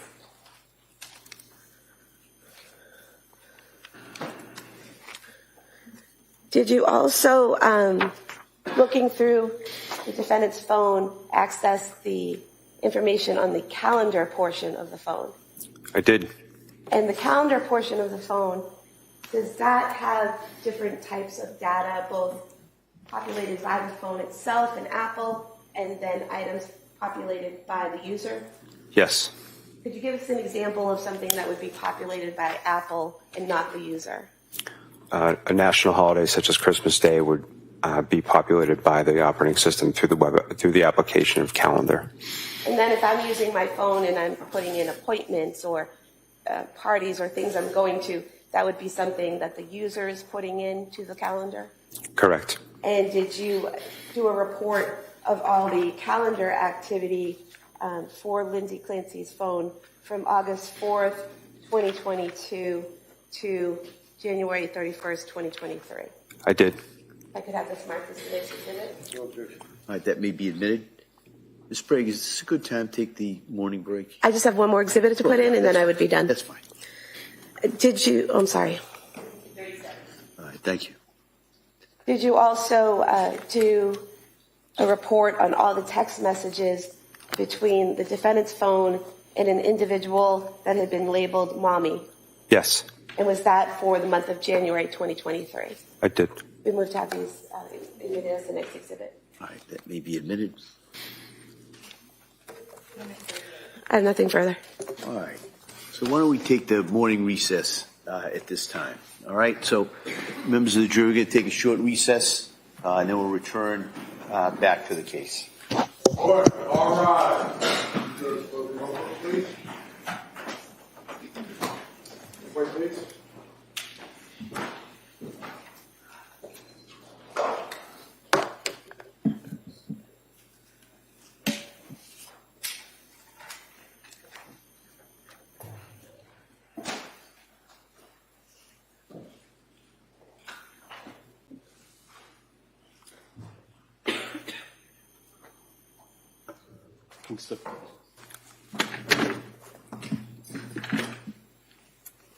Jurors have exited the courtroom. All right. We'll be in recess on this matter. Thank you. All right.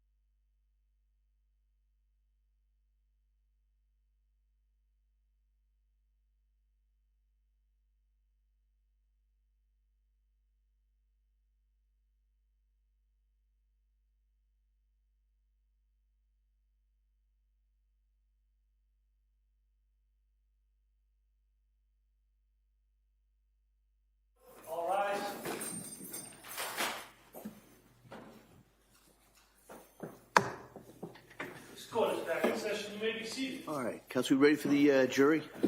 Yeah, thank you.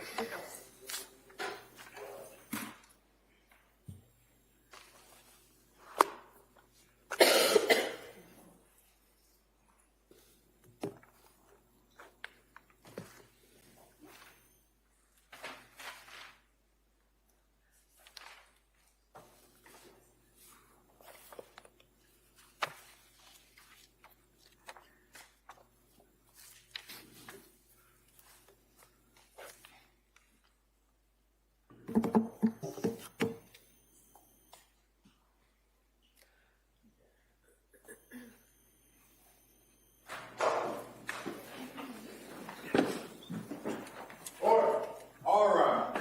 Jurors in.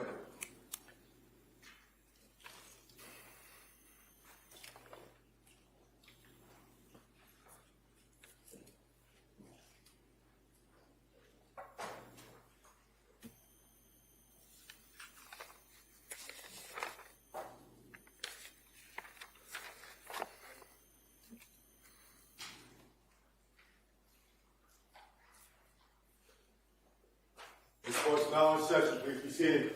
Your Honor, for the purpose of the record, we return back to the trial of Commonwealth versus Lindsay Clancy. All parties are present, including the defendant and including the 18 jurors. All right, Mr. Reddington? Yes, Your Honor, thank you. Good morning. Morning, sir. So you are part of the prosecution team that handles the downloads of computers and cell phones and things like that, right? Specifically mobile devices, sir, not computers. Mobile devices, okay. And the other gentleman that testified, Pavo, is that his name? Paveo, sir. Paveo. And he did the laptops that were found in the office, in the home, right? Correct. He has those certifications. Okay. Now, the district attorney had asked you some questions about different searches that you had done on Celebrate and on Axiom. All your searches dealt with Lindsay's cell phone, right?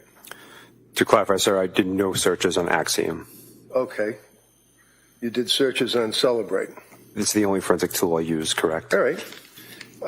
And basically, I'm just trying to get a handle on that you and your other brother or sister officers would examine, for example, the computers that were found in Patrick's office in the house, right? You didn't, but the other people did, right? That's correct. And then you got the computer, strike that, you got the cell phone that was Lindsay's cell phone, right? Yes, sir. And you then did, what's called an advanced logical of Lindsay's phone, is that right? That's correct. And what is an advanced logical? What does that mean? It's an extraction that utilizes the iTunes backup of an iOS device, and it acquires most of the user-facing content, meaning calls, texts, images, okay, browser history. So you lost me on user-facing. What does that mean? What the user sees when they're using the phone. Okay, so like if you pick up a phone and you open it up, then that's you're interfacing with the phone and you're looking at different things, such as photographs, emails, texts, things like that. Yes, sir. Okay. In addition to Trooper, now Sergeant Paveo, and yourself, there also was another trooper that you were working with, a guy by the name of Rabbit, like Roger Rabbit, right? Yes, Joseph Rabbit was assigned to the unit at the time. And he also conducted a search, but he did what's called a full file system extraction, right? I don't recall. Okay, what is a full file system extraction as opposed to advanced logical extraction? A full file system extraction would acquire the databases and information that you cannot see as a user on a device. I see. So your extraction was done on January 30th, is that correct? Yes, sir. And Rabbit's extraction was done on January 27th, right? I'm not aware of Trooper Rabbit's extraction.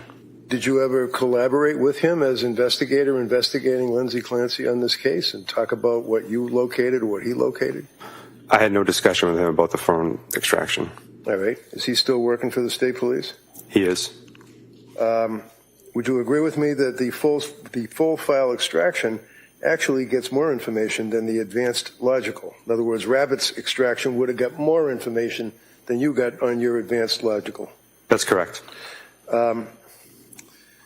So one of the things the district attorney had asked you about was in reference to Exhibit 237. And that would be the Celebrate report. Is that correct?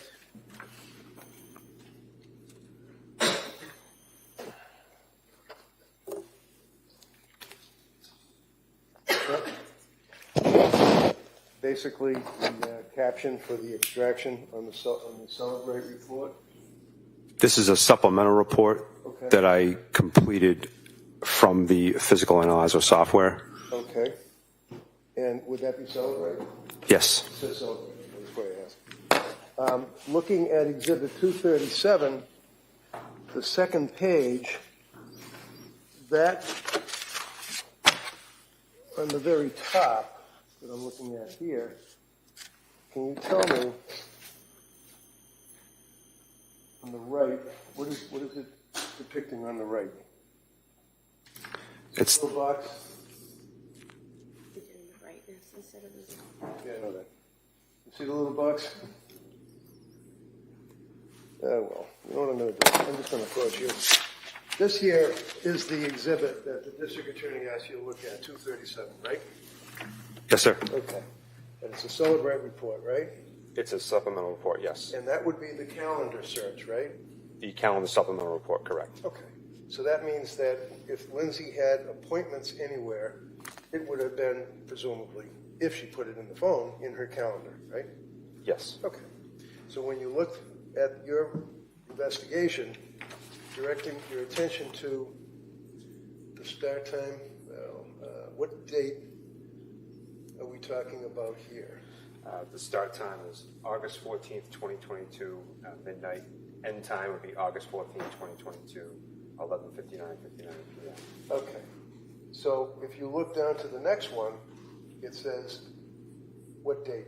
August 23rd, 2022, 10 a.m. Okay. And did she make an entry She on did. her computer on that date and time? She did, sir. And can you tell me what the entry was?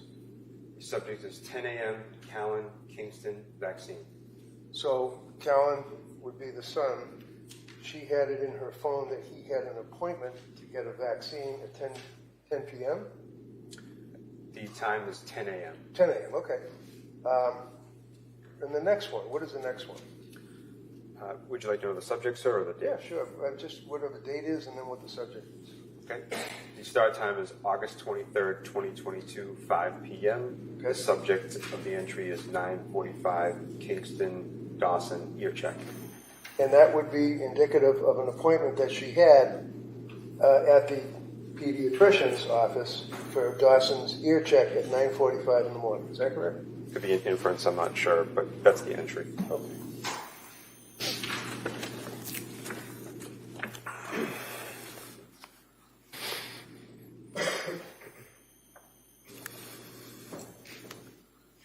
Now,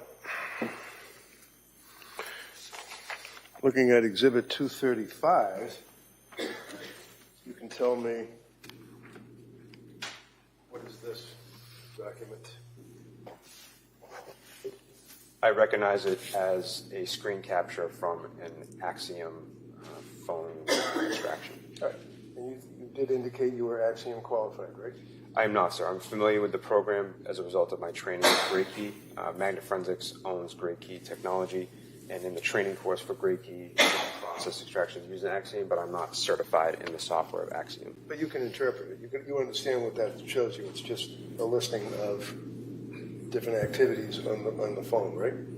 I'm aware of what the screenshot depicts, yes. All right. Can you tell me see the highlighted one, can you tell us what that is, the date and the time and what it's referencing? Do you need a magnifying glass? References a website, sir. And what's the website? Mail.google.com. That mail, like M-A-I-L, right? Yes, sir. Okay. Does it indicate whose mail it is?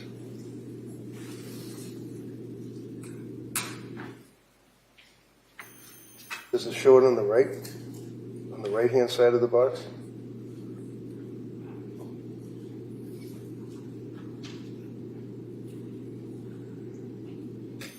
I can't definitively determine whose mailbox it is. Okay. Trooper, I'm going to ask you, make sure you keep your voice up, okay? Yes, Your Honor. The next page. It's pretty much the same thing in the same day. Okay.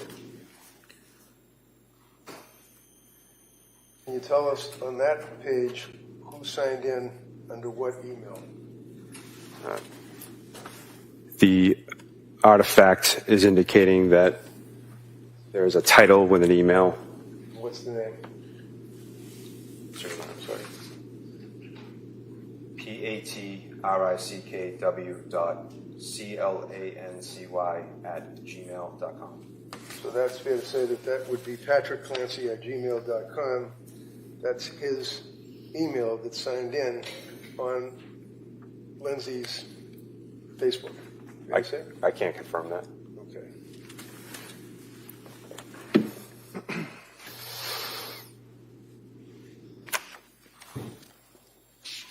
And when you were going through her phone, is it fair to say that, I mean, there wasn't much in her life that wasn't exposed to the state police and the DA's office and the investigators? I mean, your report initially was 180,000 pages of PDF, right? It was a very large download, sir. Does 180,000 sound about right? It does. So 180,000 pages on a PDF, you do a number of extractions, and then you get into the one that you were testifying about. The district attorney indicated, or you stated that it was 768 pages of text messages that she had, along with photographs perhaps? That was a timeline search. The number of items in that report are indicative only of the time frame in which I was utilizing within the software. Okay. So when you went through her phone, did you come across on a Celebrate report searching for where is the carotid artery? I don't recall. Did you come across, might be easier this way. This is a Celebrate report on Lindsay's phone, right? Now, I understand that you might not have been standing next to another cop going through the records and documents on her phone, but on this, you're able to recognize that as being the Celebrate report, right? It is a Celebrate report, sir. And it's a Celebrate report for her phone. You can tell by the numbers, right?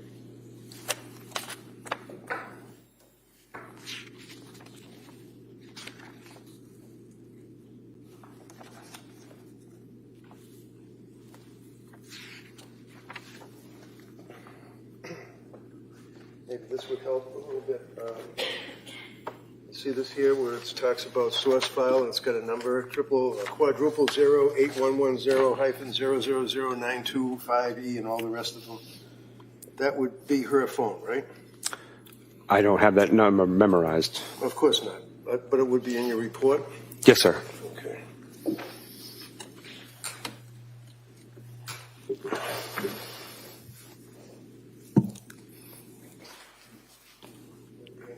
Celebrate extraction report?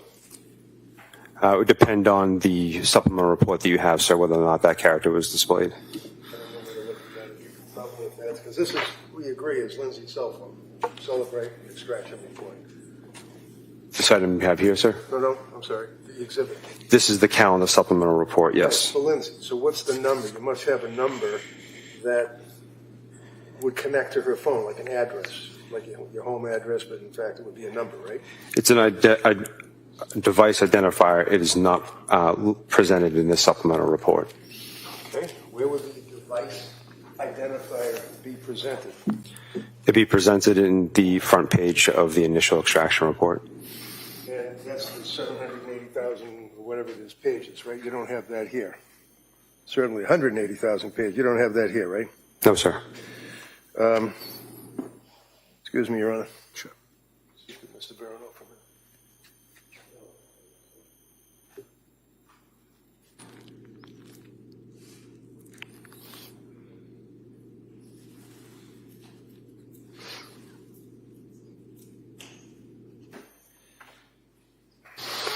Did you bring your report today with you? Just the report, not all the exhibits? No, sir. So you would agree with me, sir, that one of the concerns as an investigator that you had is things such as looking for buzzwords like suicide, right? I'm not sure I understand the question. When you're looking on the target's phone, and out of this whole courtroom, the target would be Lindsay Clancy, right? Yes, sir. All right. And you had access to her phone, right? Yes, sir. And you all went into it with a search warrant, right? Yes, sir. And you were looking for different topics, such as suicide, drugs, killing kids, I imagine, to investigate, right? You had buzzwords. Yes, sir. And did you come across, for example, a search that indicates carotid artery? I don't recall. Did you come across a search on Safari, how to slit your throat to die? I don't recall. Did you come across a search, can you turn airbags off on Kia Sorento? I don't recall. Did you know that she had a Kia Sorento? I did not. If I approach you with this Celebrate report, sir, does that give you the numbers for what I just went through with these searches? The universal device identifier is a match. It is a minute, okay. Yes, between this document in my hand and the ones that you're holding. So would you agree, what's the first search on the first box? The value associated with the source file is carotid artery. And the next box? How to slit your throat to die. And the next box? Can you turn airbags off on Kia Sorento? These all came from Lindsay's phone, right? I can't confirm that. Well, it's a pretty good inference, right? Yes, sir. Okay. Run right off of these? If we could just see them at sidebar.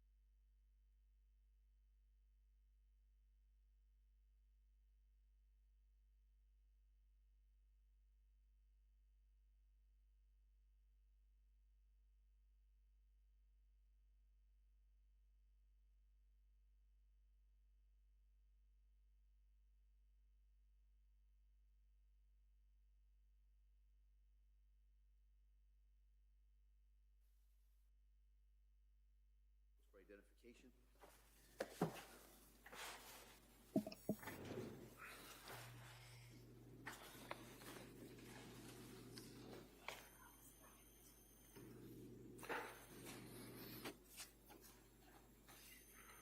URSG identification.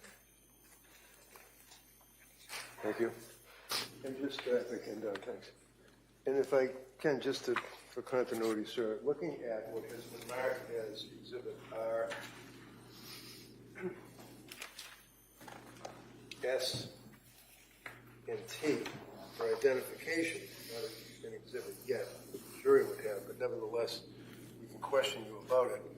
You do agree with me that the phone identifier numbers are listed here, and they're pretty much the same on these three exhibits, right? Yes, sir. Okay. And that would be Lindsay Clancy's phone, right? I can't confirm that.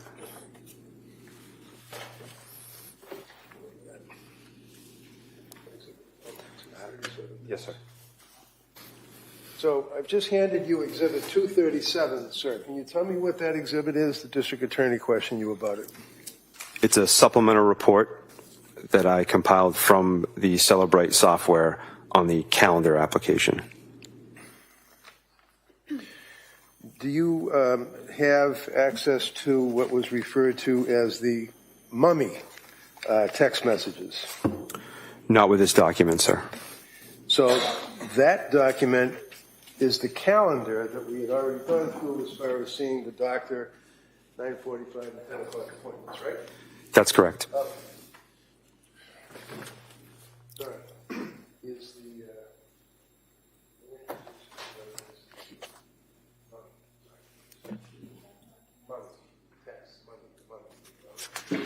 Exhibit 238.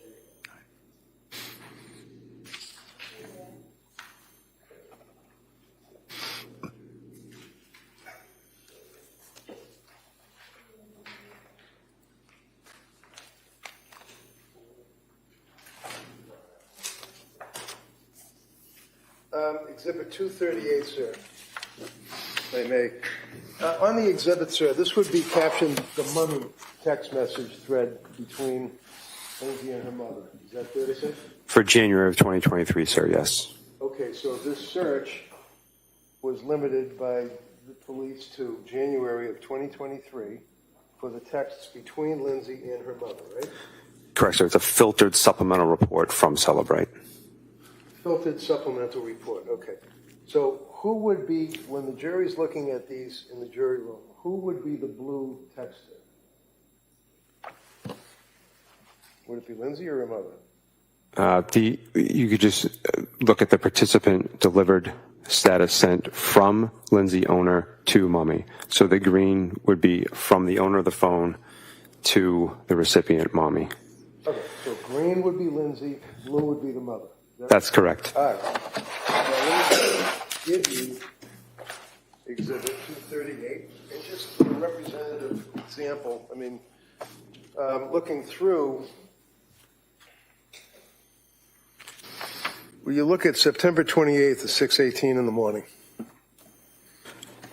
Sir, can you repeat that date? Yeah, sure. September 28th. Oh, you didn't do, that's right, you didn't do September. You only did January, right? Sir, this exhibit is just for January of 2023. Okay, I apologize. Let's jump to January then. Now, let's say January 3rd, 8:35 in the morning. Do you have that? One moment, sir. Sure.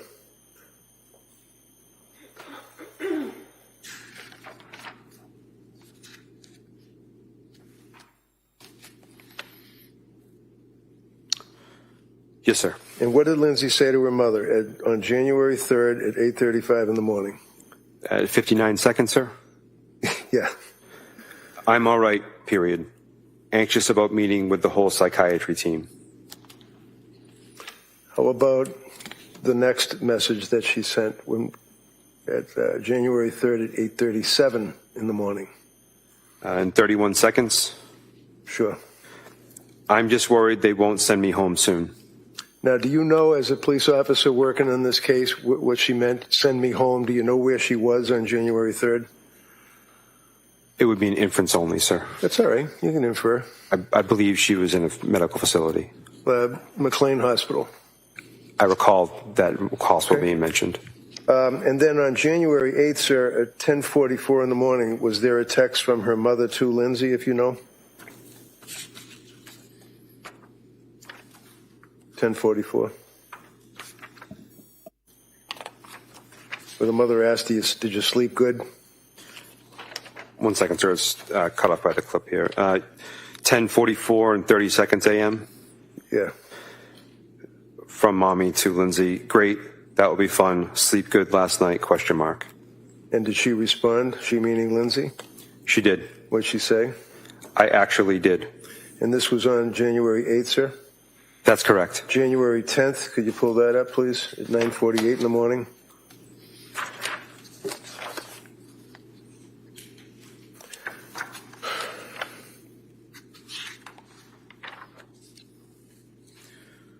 I apologize, sir. Can you repeat the time on the 10th? 9:48 in the morning, beginning with mother asking questions of Lindsay. Still sleeping good? ?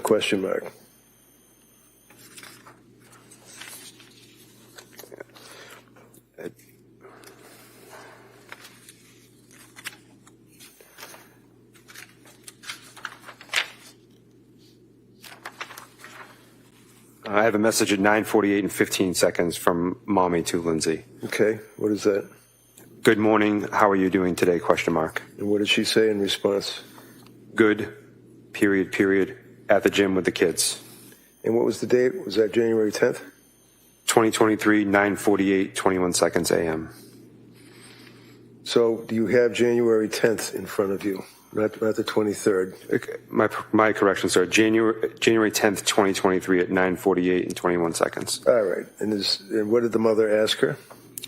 Nice, still sleeping good. Did she ask her, are you feeling better during the day? And she said, so far, a little bit.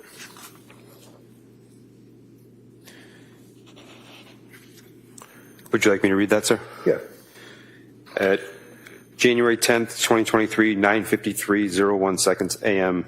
Are you feeling any better during the day? From mommy to Lindsay. And go to January 12th, 11:09 in the morning.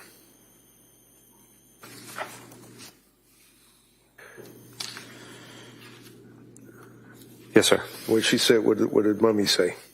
From mommy to Lindsay, January 12th, 2023, 11:09, 32 seconds a.m. Still feeling a little better? ? And how did she respond? How did Lindsay respond? A little bit. And then on January 16th, well, wait a minute. January 14th at 1:05, I think, in the afternoon. Can you pull that one up? Yes, sir. One moment. Okay.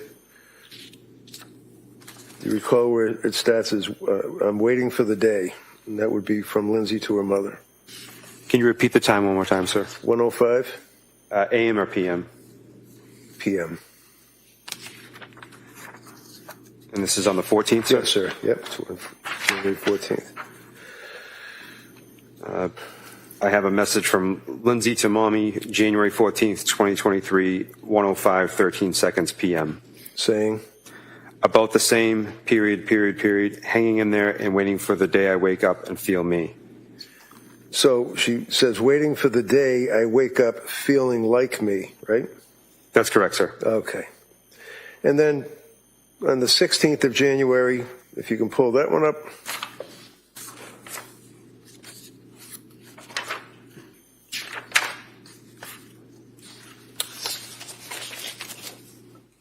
January 16th at 10:20.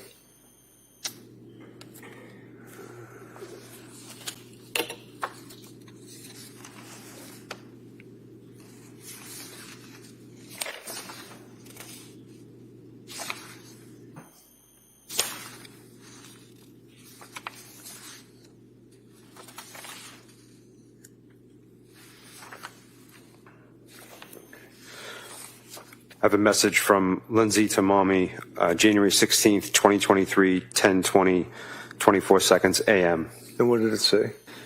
It was fun, period. Cora and Dawson enjoyed, period. Now, did it make reference at any point in the text that that was a reference to the Cape Codder? Is that in there at all? Do you see it? It was fun. referring to what was fun, if you know? Not in this particular message, sir. Okay. And then continuing on, sir, January 18th, would you agree that she inquired of her mother, or the mother asked, are you starting a new med? She said, I did. I started it two nights ago. And that basically the mother was asking her about her medications and how she felt and how she was doing, right? One moment, sir. I just have to get to that point.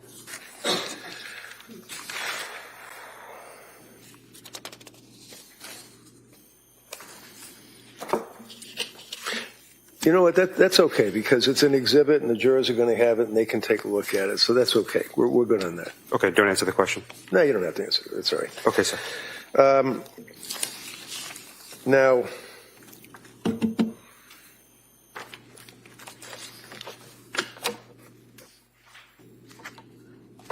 January 24th,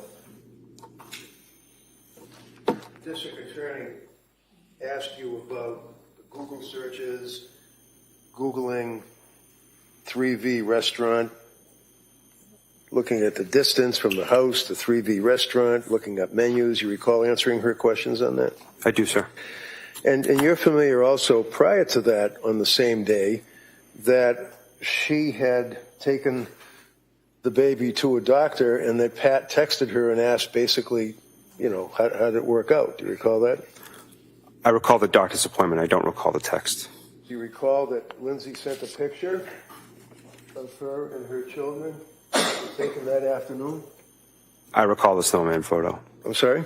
I recall the snowman photo. Okay. And that was on the 24th of January, right? It was, sir. Do you recall that Pat texted back and said something like, oh, wow, you're a good mom? Do you recall that? I don't recall the text.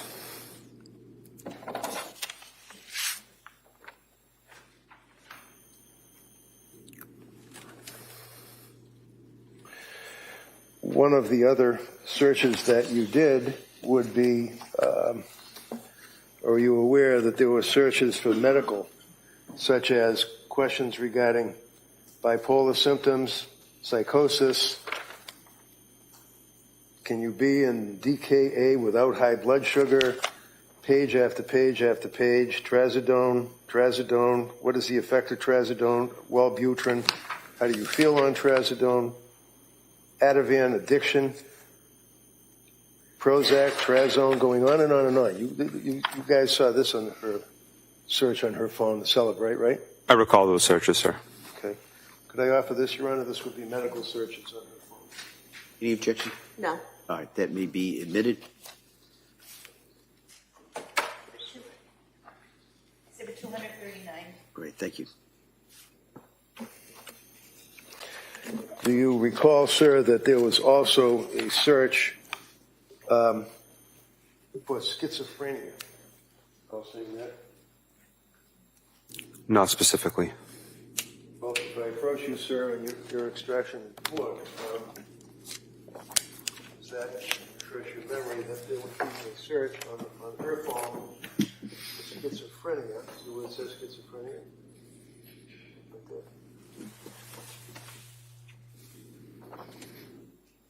Yes, sir. Okay, what was the date of that search? January 19th, 2023, 9:58:01 seconds a.m. Okay. Put that right here for a minute. How about psychosis? Did she search for psychosis as well? If I may. Of course. There is a keyword search in psychosis and a Google search. And that would be a keyword search that you said in a Google search on the January 20th? January 20th, 2023, 8:39 and 0 seconds p.m. Okay. And then was there also a search for Seroquel?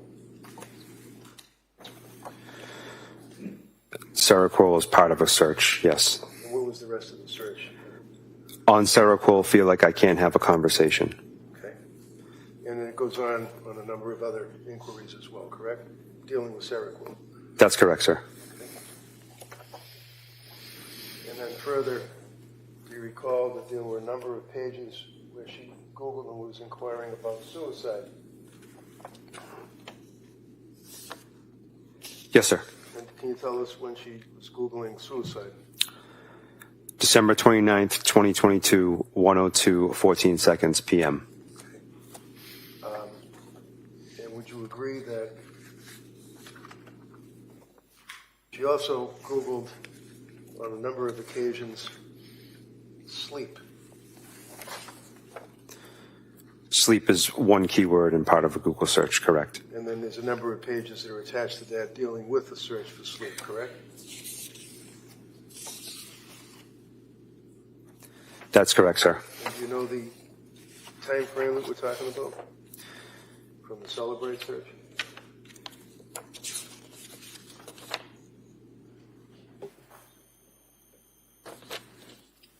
Multiple entries, sir. Majority of them are in January of 2023. Okay. Also, a much larger package of searches for trazodone. Is that correct? Yes, sir. Trazodone is one keyword as part of multiple Google searches. Okay. Zoloft?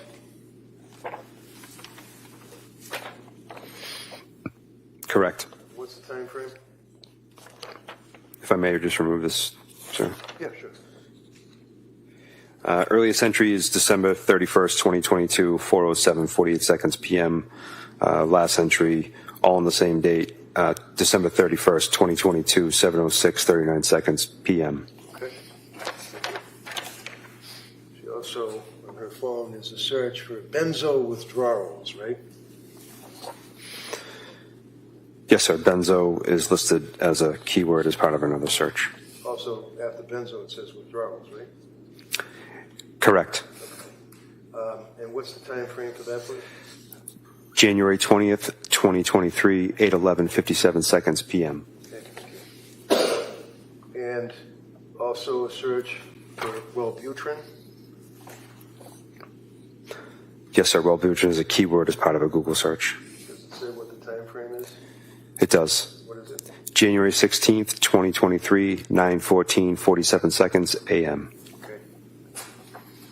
And a search for McLean. Correct, sir. McLean is part of a keyword of a Google search. What's the time frame? December 29th, 2022, 8:52:37 seconds a.m. Is there also a search for insomnia? Yes, sir. Insomnia is part of a keyword of a Google search. What's the time frame? December 31st, 2022, 7:12:58 seconds p.m. That's December 21st, did you say?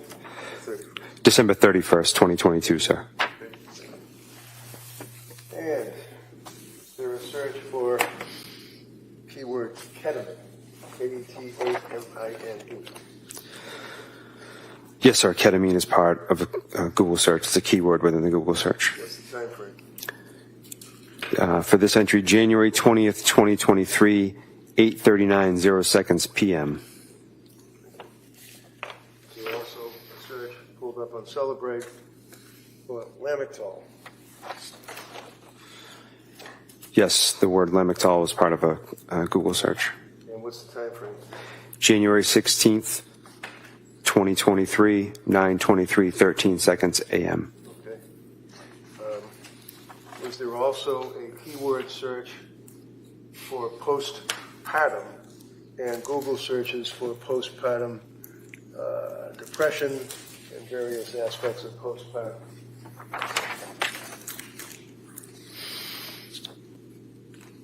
Yes, sir. And what's the time frame for us?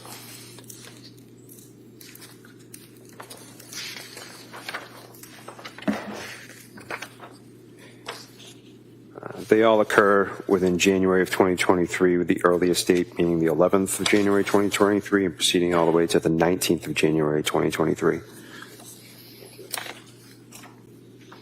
And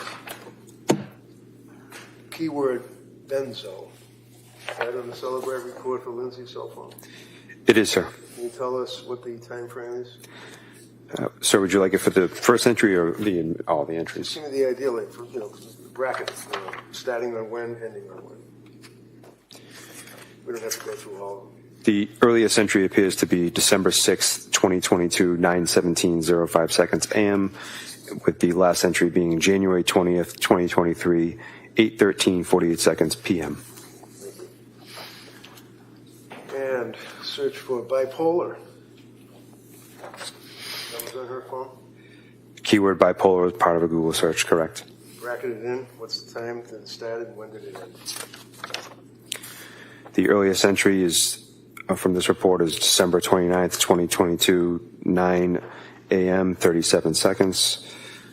And the last entry is January 13th, 2023, 1:38:42 seconds p.m. And clonazepam was a search as well, correct? That's correct, sir. And can you just give me an idea, what's the time frame on that?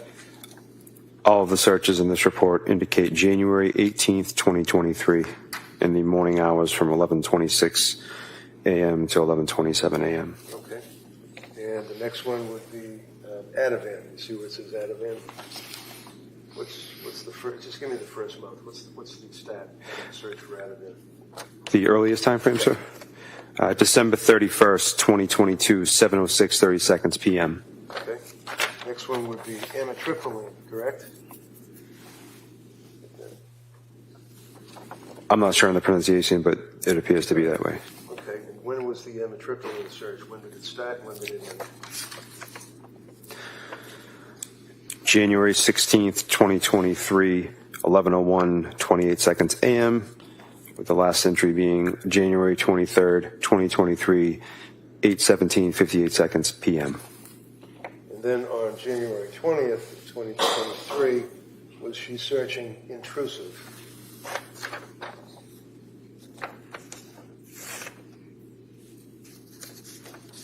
That's correct. Okay. And then finally, sir, on January 19th of 2023, was she searching hallucinations? Yes, sir. 10:33:49 seconds a.m. Sir, I would offer these. I could just look them over. Sure, yeah. You're welcome, sir.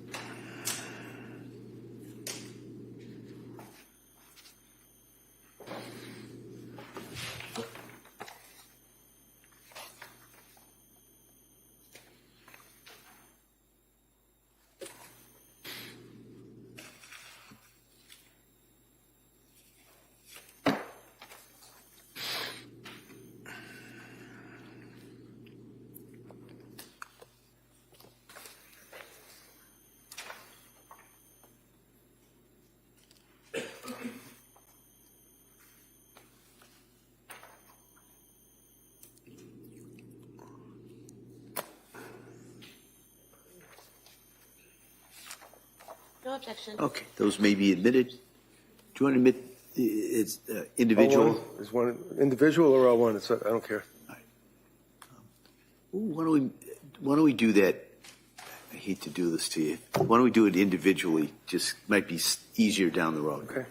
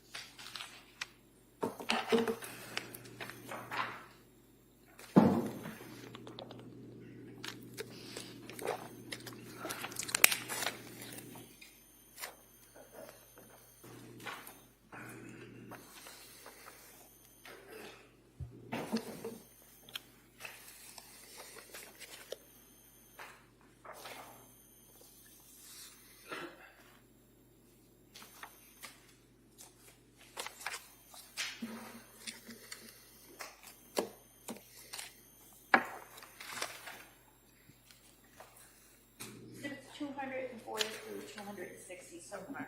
Thank All you. right, thank you.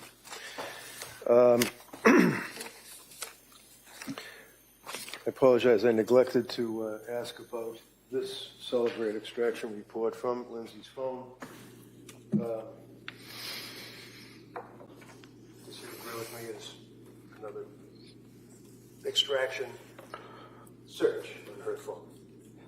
Yes, sir. It's a supplemental report for searched items.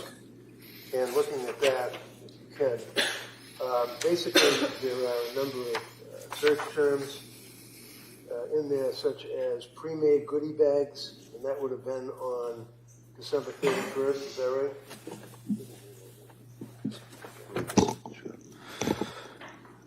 Yes, sir. All right. What's the next one underneath that that would be on December 31st? Child with bloated belly and lethargy. How about the next one on December 31st? Children's Motrin stores. What about the next one on the 31st? Children's Motrin. Next one. Is children's Tylenol the same as infants? Next one. 6-month-old whale windows. That would be WALE, whatever that means. Yes, sir. Month-old. Okay. Next one. Earth's best organic baby food. Next one. Earth's best organic infant. Next one. Earth's best organic infant formula. Next one. Nova Plymouth NOVA. Next one. Best kids movies. Next one. Nova Trampoline Lark. Next one.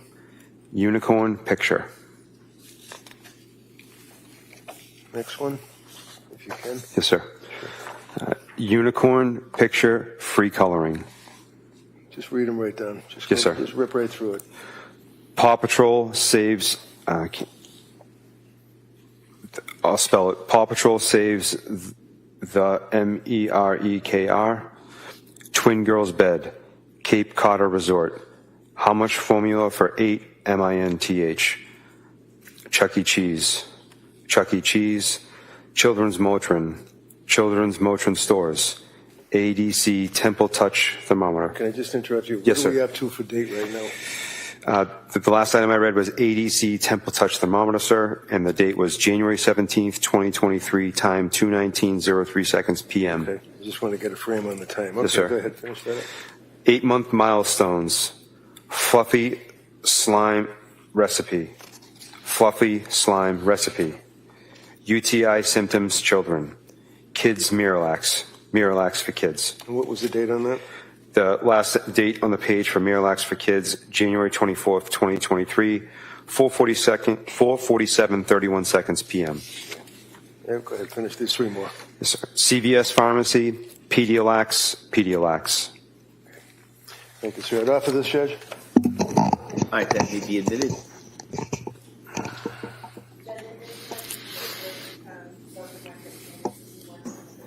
Yeah, 261. That's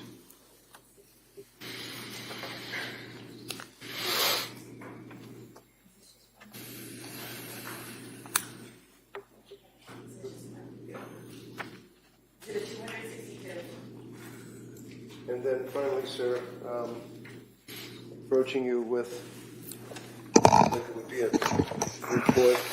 You can recognize that document, right? Yes, sir. Right. And what is that? It doesn't have the thing, the header on the top of it, that's all. It's a supplemental report, sir, and appears to be text messages. Okay. Are you able to know when the photograph of the two kids and the snowman was sent to Pat by Lindsay? Do you know when? Was it on the 24th? If you know. I would have to look at the extraction.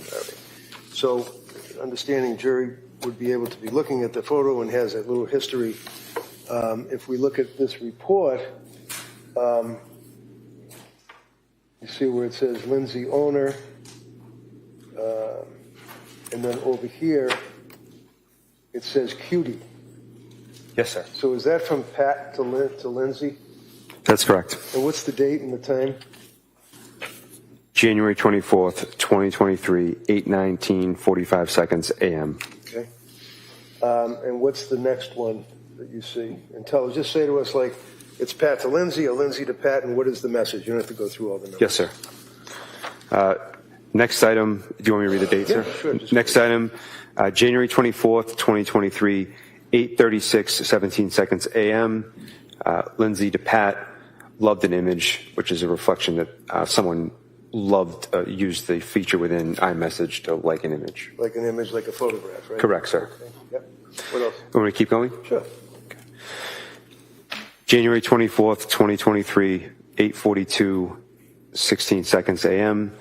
From Patrick to Lindsay, how's it going? And you know what? If it's the same date, rather than taking the time, just go right down and read the messages. That would Receive, sir. The time frame. The date is the same for all the messages. Okay, From Patrick to Lindsay, how's it going? Lindsay to Patrick, good. Lindsay to Patrick, okay, her urine looked good, so nothing going wrong with her kidneys, phew. Patrick to Lindsay, good, with a smiley face. Lindsay to Patrick, no message content. Patrick to Lindsay, oh wow. Patrick to Lindsay, you're a good mama. Lindsay to Patrick, smiley face with hearts. Lindsay to Patrick, blank. Patrick to Lindsay, laughed at an image. Lindsay to Patrick, any chance you want to do takeout from 3V, period, period, period. I didn't cook anything, period, period, period. It's been a long day. Smiley face. Patrick to Lindsay, yeah, smiley face. Lindsay to Patrick, okie dokie, smiley face. Okay. I'd offer that, Your Honor. Thank you. Yes, sir. Your Honor, these text messages are already in evidence as Exhibit 23. I'd like to have this. I'll allow that. Thank you. Mine.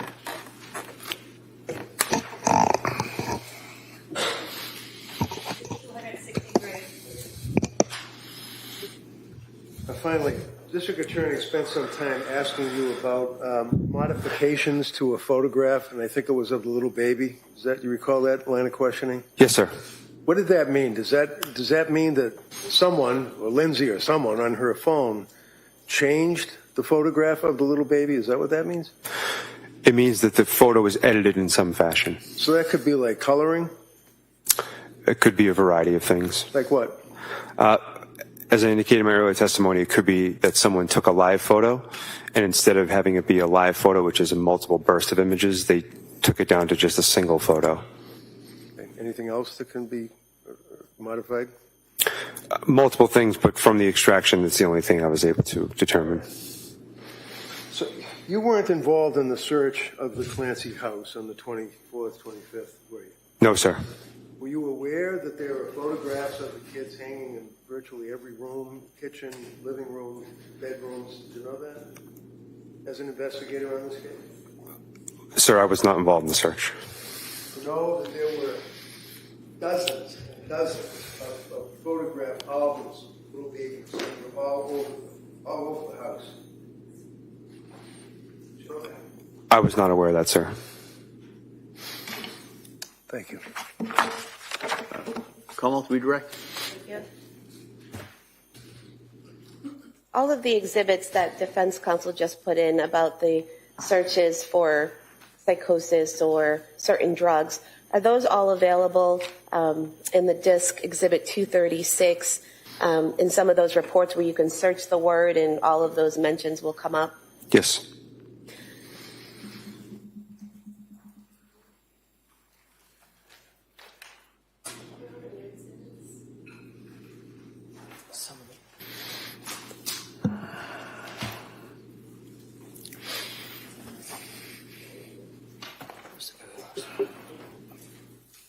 Sir, on Exhibit 258.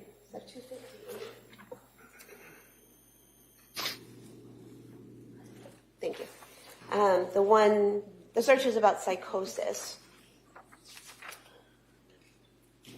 Some of those searches were for psychosis symptoms on January 19, 2023. Is that correct?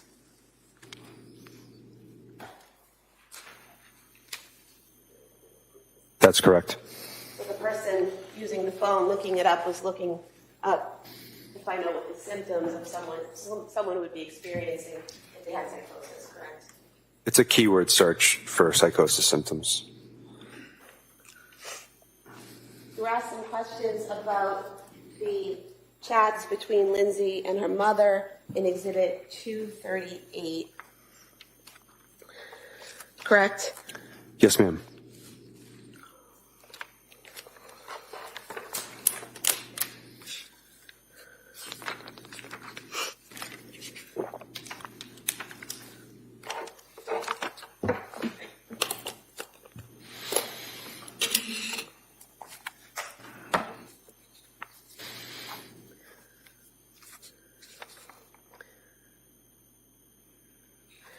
There's a text message from her mother to Lindsay on January 19th, 2023, which states, "I'll bring it Saturday. Never know what treasures I'll find in the attic," correct? That's correct, ma'am.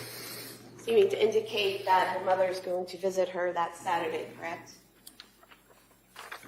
From the text message content. It's an inference.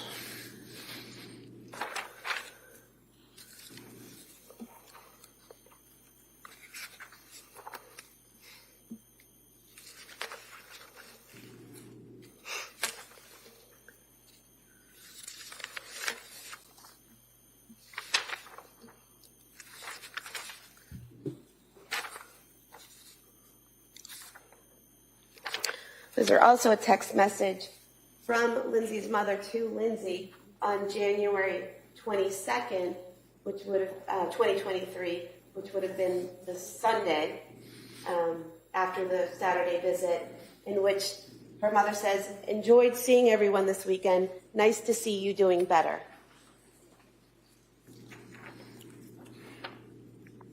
That's correct.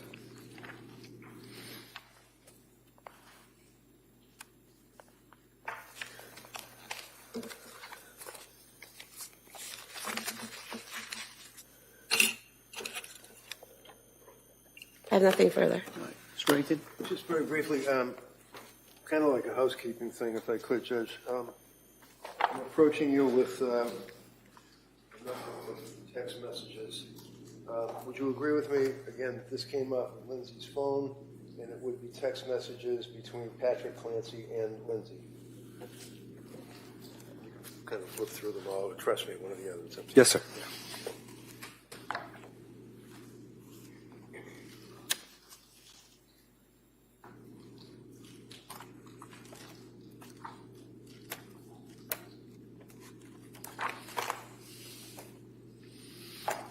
That's correct, sir. Okay. And then finally, I'm handing you again extractions from Lindsay's phone that you can flip through them if you wish.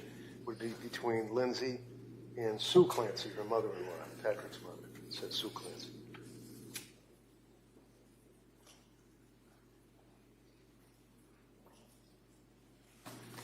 That's correct, sir. Okay. I'd offer these to you, Your Honor. Objection. If I can see counsel sidebar.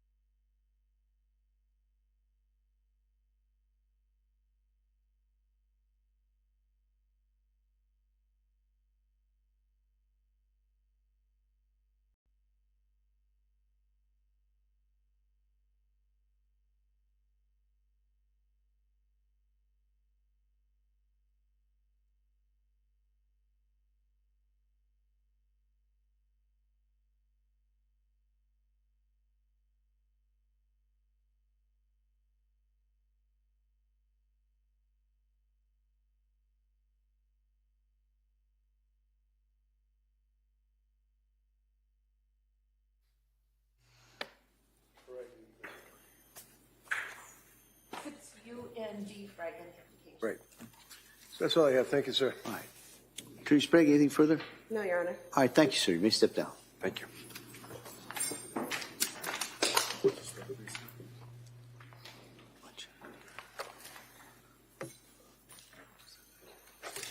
All right.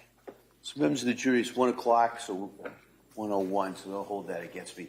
So we're going to take the afternoon recess at this point. I'm going to ask you to be ready to come back 2 o'clock and go with the next witness. My instructions are the same. During the break, don't talk about this case, don't do any research, don't read anything, don't listen to anything, and then see you back here about 2 o'clock. Okay, thank you. Court, all rise. Jurors, kindly close your notebooks. Place them on the chairs, please. This way, please.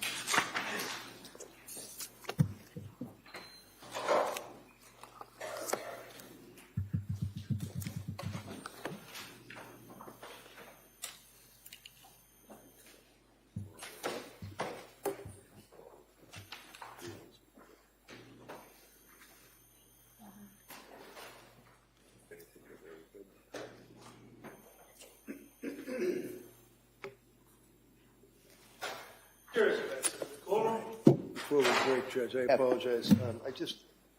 When I introduced the records from social health, actually I put in the cover page and the wrong page that does not reference the actual medical record that I had. So if you have any objection, please substitute that. It's just the appointment. Right. So, I'm sorry, I just missed the part where you said it's different than what you submitted. Yeah, what I submitted is just like a cover letter and some other things. I thought I submitted the medical record. Oh, no objection. All right, so you want to substitute those? Yeah, sure. Is it from this new batch? All right, thank you. All right, so we'll be in recess till about 2 o'clock. Court, all rise. That was yesterday.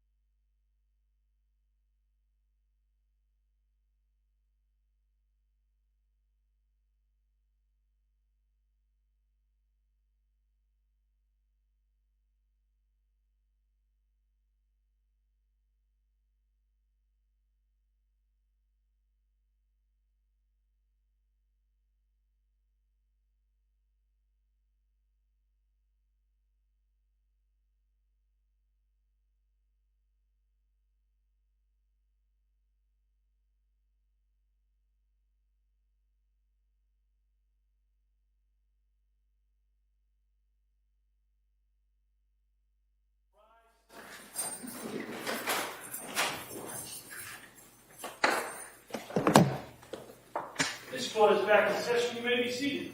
Your Honor, for the purpose of the record, we return back to the matter of Commonwealth versus Lindsay Clancy. All parties are present, excluding the jury. All right. Counsel, we ready for the jury? Yes. All right.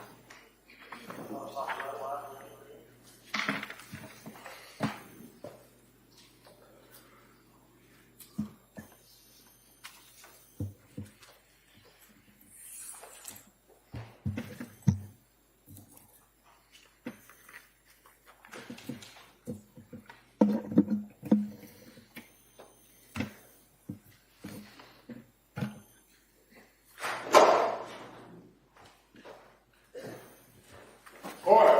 All rise. Jurors enter.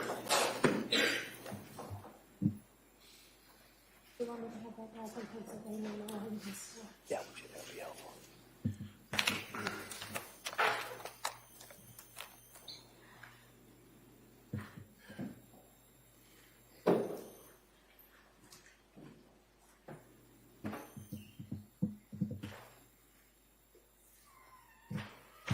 This court's now in session. Please be seated. Your Honor, for the purpose of the record, we return back to the trial of Commonwealth versus Lindsay Clancy. All parties are present, including the defendant and including the 18 jurors. All right. Thank you, Madam Clerk. Thank you, members of the jury. We're going to now return to the Commonwealth's presentation. Ms. Sprague? Thank you, Your Honor. Commonwealth calls Joshua McGilligan.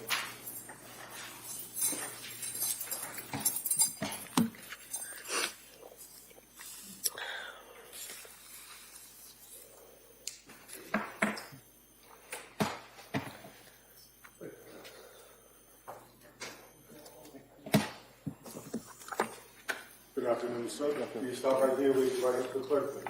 Good afternoon. Do you solemnly swear that the testimony and the evidence you shall give to the court and the jury will now pending between the Commonwealth and the full truth and nothing but the truth? Thank you, sir. You may proceed. Watch your step, please. All right. Good afternoon, sir. Attorney Sprague. Thank you, Your Honor.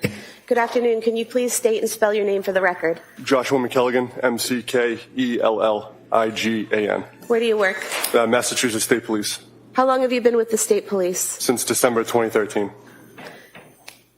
In January of 2023, where were you assigned? To the Plymouth County District Attorney's Office. And what was your role there? I was a trooper assigned to the homicide and major crime section. And could you tell us, within that unit, what the role of a case officer is? Case officer is assigned cases as they come in, and the case officer then is the point of contact for the district attorney's office, the state police, other agencies. And as a case officer for a homicide, for example, when you respond to a scene and you're doing the investigation as time progresses, is the case officer doing every part of the investigation? No. What is the role of a case officer in terms of managing or collecting information? Is to try to gather everything, and then we try to keep track of what's been going on with the investigation. And so within the State Police Detective Unit at the Plymouth County DA's office, there are a group of troopers that work there, correct? Yes. And do you work as a team on any homicide investigations you're working on? Yes. And the case officer, is it their role to collect information and evidence from the other troopers as they gather it? Yes. Do you have a supervisor when you are the case officer? Yes. I want to direct your attention to January 24th, 2023. Did you learn that day of an incident that had happened at 47 Summer Street in Duxbury? I did. What time did you learn about that, approximately? About 6:45 p.m. PM? And how did you learn that information? The duty lieutenant in the state police headquarters in Middleborough called me. Once you had that information, what did you do? I called my supervisor and then responded to Duxbury. And where in Duxbury did you respond? I went to Duxbury Police Station. And at that point in time, did you know that you were going to be the case officer for this case? Not when I responded, but at the police station, I was informed I was going to be. And at some point in time, did you go to 47 Summer Street in Duxbury? I did. And when was that? After I got a search warrant, I went to the house. It was probably, I think, around early morning, between 3 and 4, sometime like that. Between 3 and 4 a.m.? Yes. So it'd be the early morning hours of January 25th, 2023? Yes. And did you take part in the search of the home? I did not. What was your role there at the home that night or in the early morning hours? I just went to observe the house, just to see what the scene in the house looked like. So other officers were conducting the search? Yes. At the scene, did you eventually walk through the house? Yes. And was that before or after the search was executed? After the search. At some point in time, did you go into the master bedroom on the second floor? Yes. And what did you observe in that room? I remember a tent style, like covering a crib, I believe. There was a mirror in front of me. To the left, there was the bed. And then I remember blood on the floor. And you said to the left, but pointed with your right arm? No, it was my left hand. Your left, okay. Yes. All right. So you go into the bedroom, and what do you see anything on the floor, on the walls, the bedding, anything? Yes, just going off of memory, I remember there was blood on the floor, and the mirror was kind of like straight ahead from the entrance of the door. Okay. And was a video taken of the house that included that room in particular? Yes. I'd like to move to submit the scene video from the home as the next exhibit. Any objection? No. All right, that may be admitted.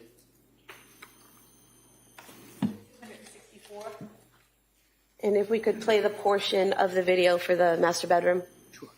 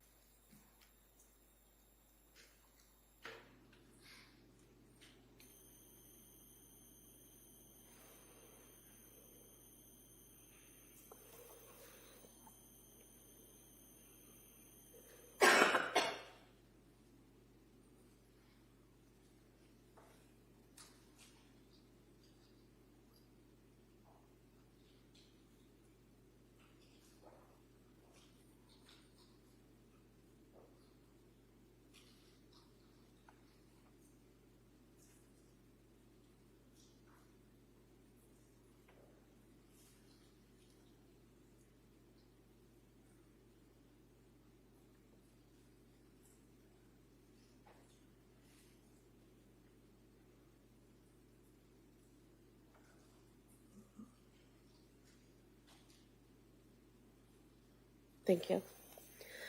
Sir, when you went into the master bedroom, did you see blood sprayed all over the walls and everywhere? No. And fair to say that the video shows all of the walls in the bedroom and doesn't show any spatter or anything on the walls? Yes. Did you also go outside into the backyard and look at the exterior of the home? Yes. We could have the photos, please.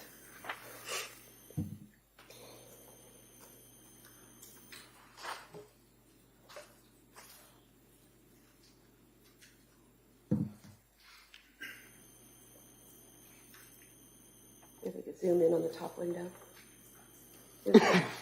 Does this photo show the condition of the upstairs window, the second floor window that leads to the master bedroom? Yes. And the screen there in the video, is that how it was when you saw it that night? Yes. Pushed up? Yes. And if we could see the next photo.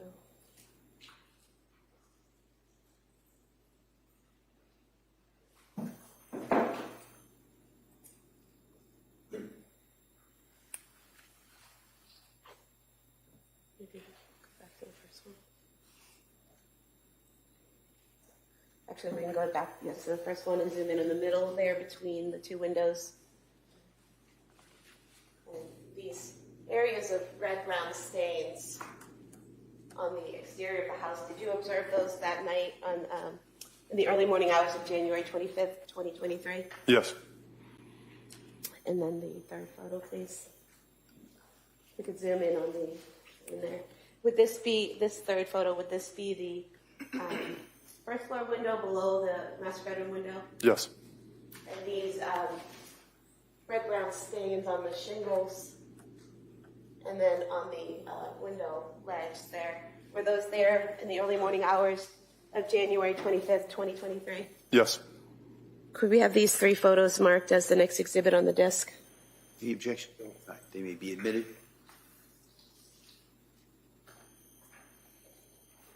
Exhibit 265.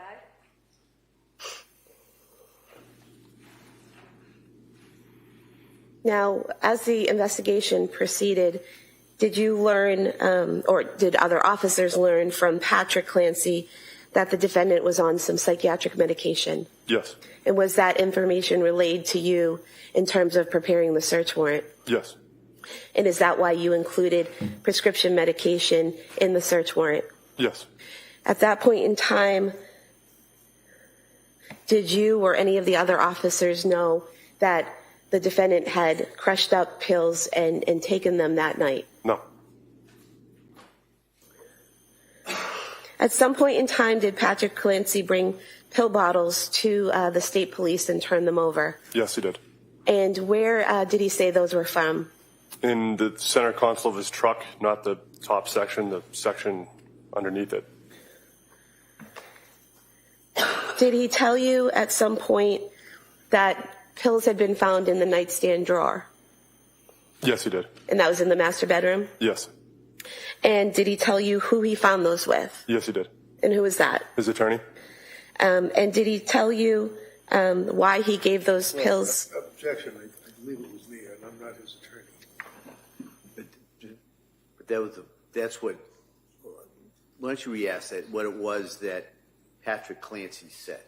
What was it that Patrick Clancy said? Did he give you a name or just say my attorney? He said Kevin Reddington. And did he tell you why he gave the pills to Attorney Reddington instead of giving them to you like he gave the other pills? No, he did not.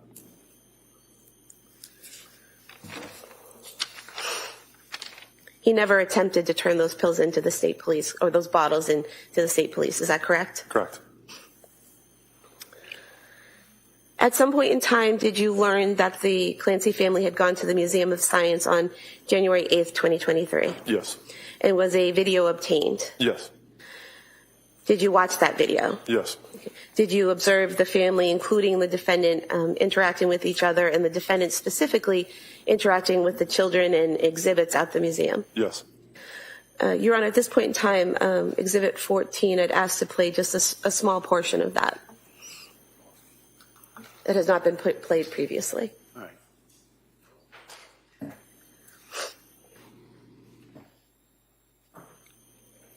We could pause here for just a moment. Do you see the Clancy family in this video footage? Yes. And if you could just get up and point to them with the court commission. Sure. Okay. And we could press play.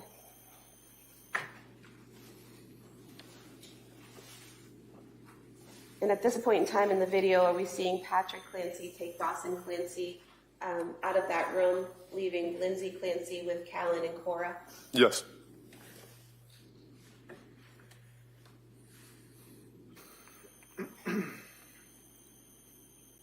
Is that Cora there in the red skirt? Yes.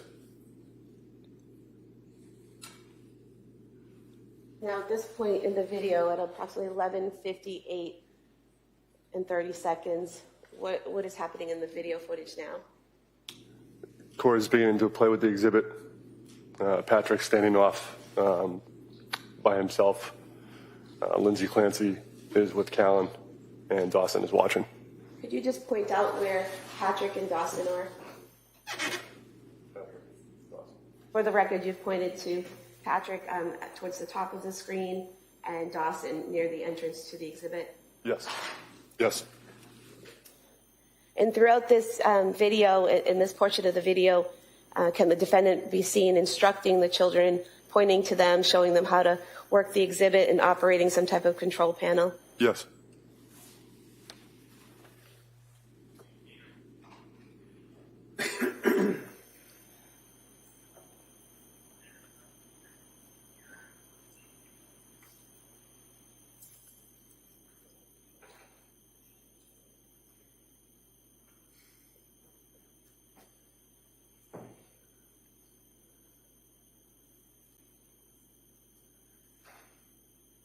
And at some point, does this switch and the defendant helps Dawson with the same exhibit? Yes.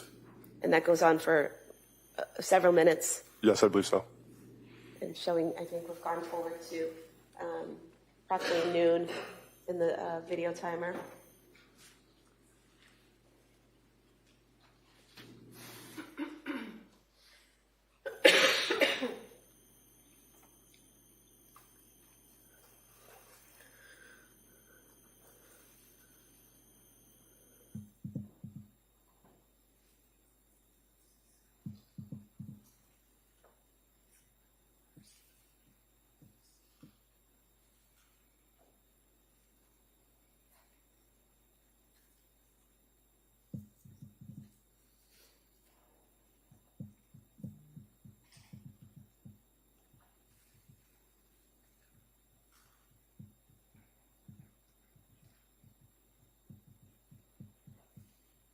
Thank you.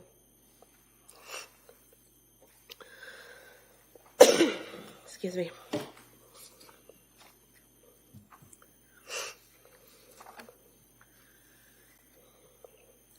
Sir, during the grand jury process, did you attend a meeting with the medical examiner in this case? Yes. And did you participate in interviewing her, specifically Dr. Barbara Vidal Olson? Yes. And did you participate in interviewing her, specifically the portion of her proposed testimony where she was explaining how someone dies from strangulation? Yes. And would it be fair to say that at some point in time, she was asked... Objection. Counsel sidebar.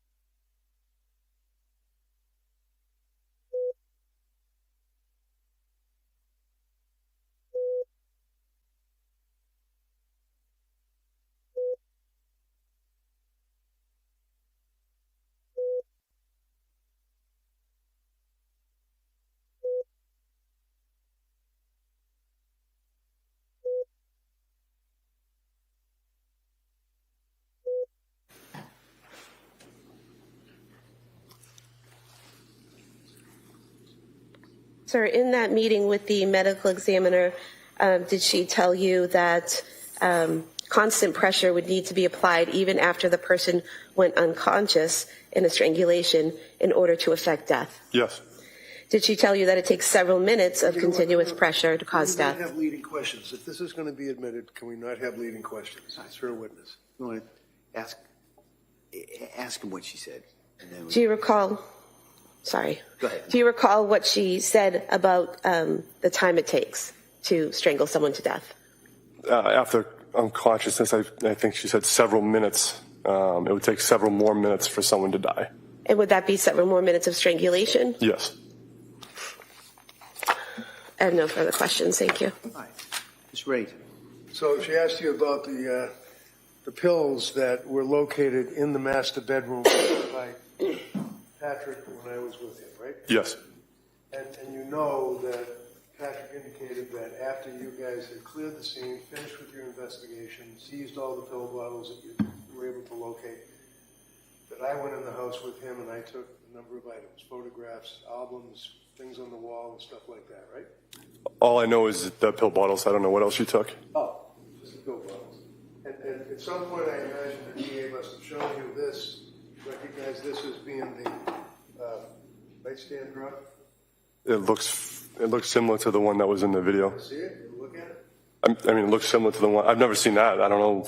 Okay. So these would be the bottles that were in there, right? I don't know. I don't know.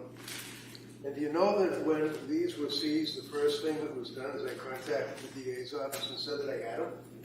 I don't know what you said to them. If you want to come by my office and pick up anything I had, you're welcome to look at it, seize it, have it analyzed, send it to a crime lab. I didn't care. I don't know what you said.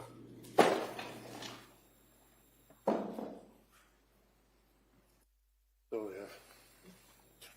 Thank you. All right. Any redirect? No, Your Honor. All right. Thank you, sir. Thank you. Thank you. All right. Hey, Counsel, could I see it?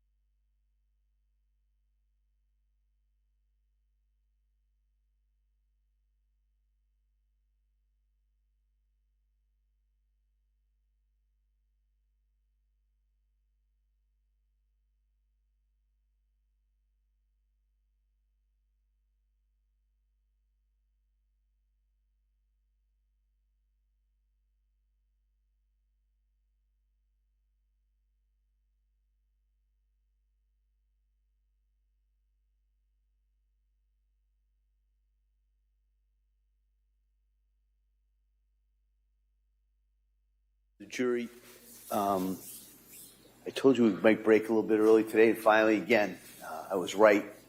And so we're going to recess on this matter for you at this point. So I'm going to excuse you Monday morning, all right? So you don't have to come in here tomorrow. So I'm going to suggest that take these next couple of days, rest up. I know it's been a long couple of weeks for you. I appreciate all the work that you've done. I'm going to really remind you of those instructions because now I've got kind of a longer stretch that you're going to be at home, you're going to be talking to people. So I just want to remind you, do not talk about this case with anyone.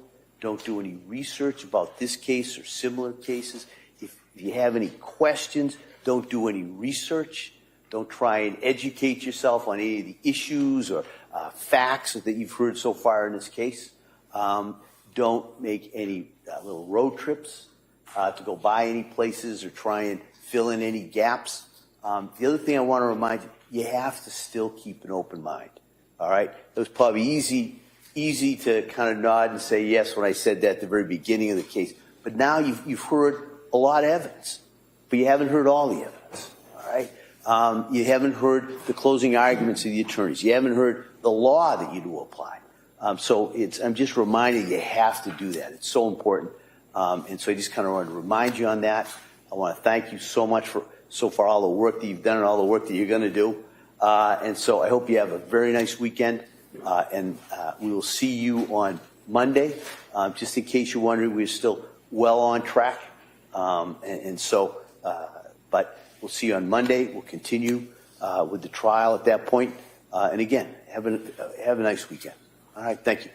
Court, all rise. Jurors, can I close the notebooks? This way, please.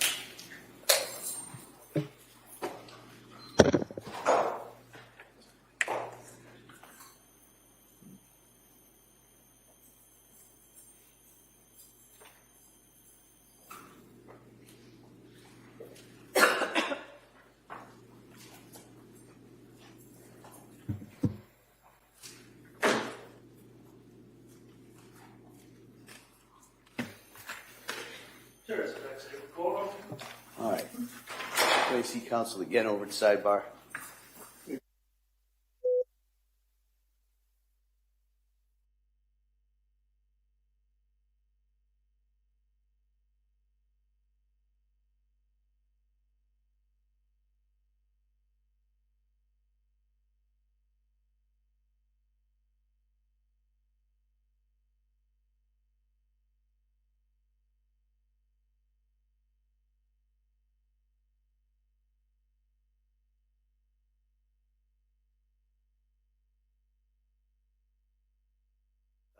We're going to address the Commonwealth's motion regarding trial court security logs. Thank you. Counsel?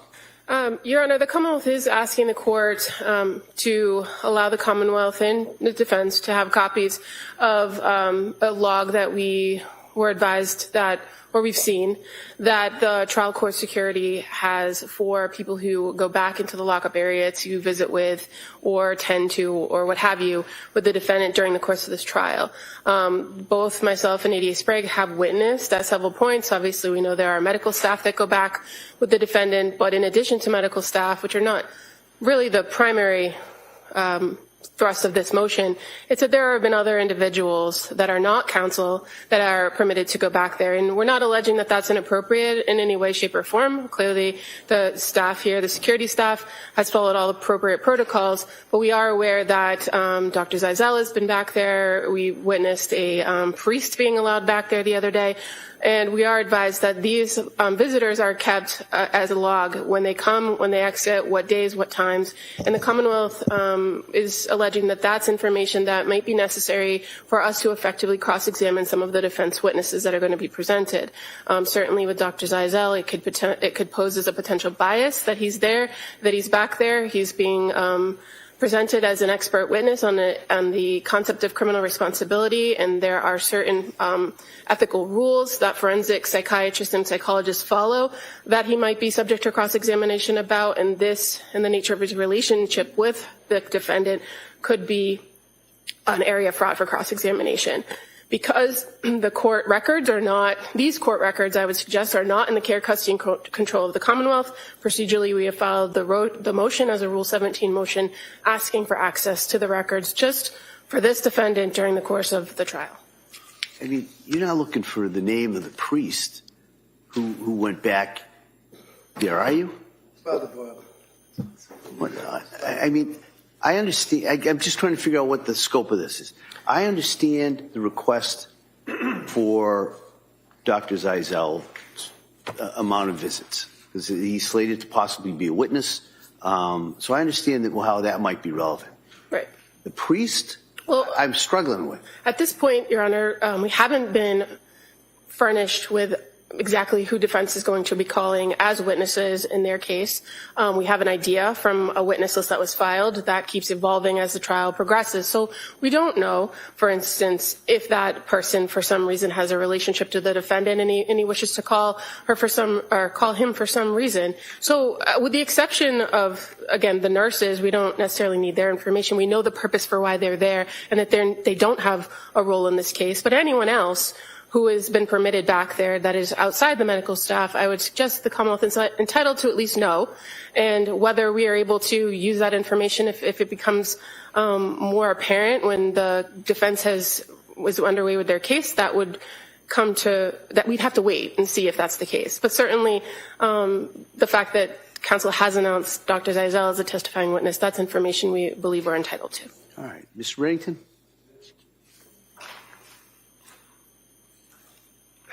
So first of all, here's the list.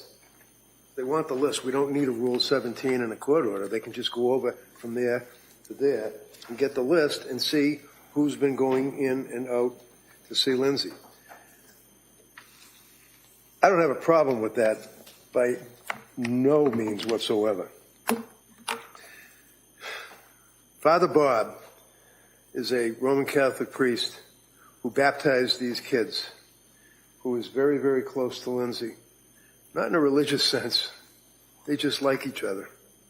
She went to Mass sporadically. She's not a devout Catholic. She's a Catholic. She has a relationship with the Father.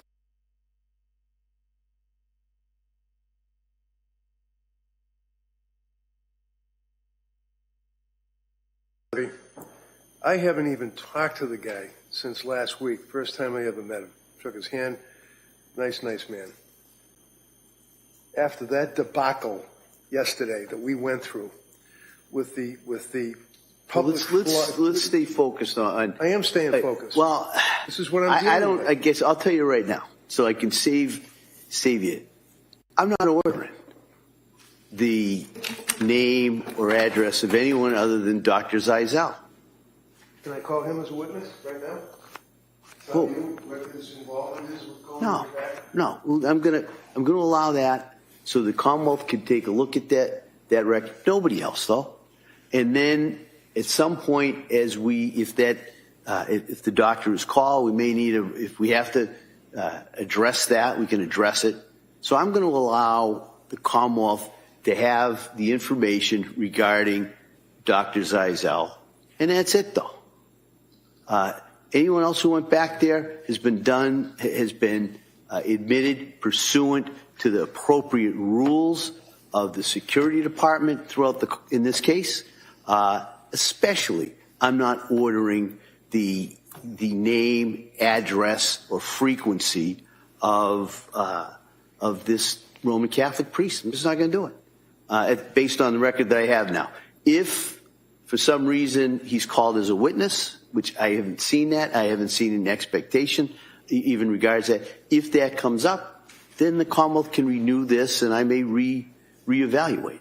But right now, the Commonwealth's motion regarding security logs is allowed as to Dr. Paul Zeisel only. All right. Anything else we need to address before Monday? Commonwealth? No, Your Honor. All right, Mr. Reddington? No, thank you. All right. So we'll see everybody on Monday. Thank you. Court, all rise.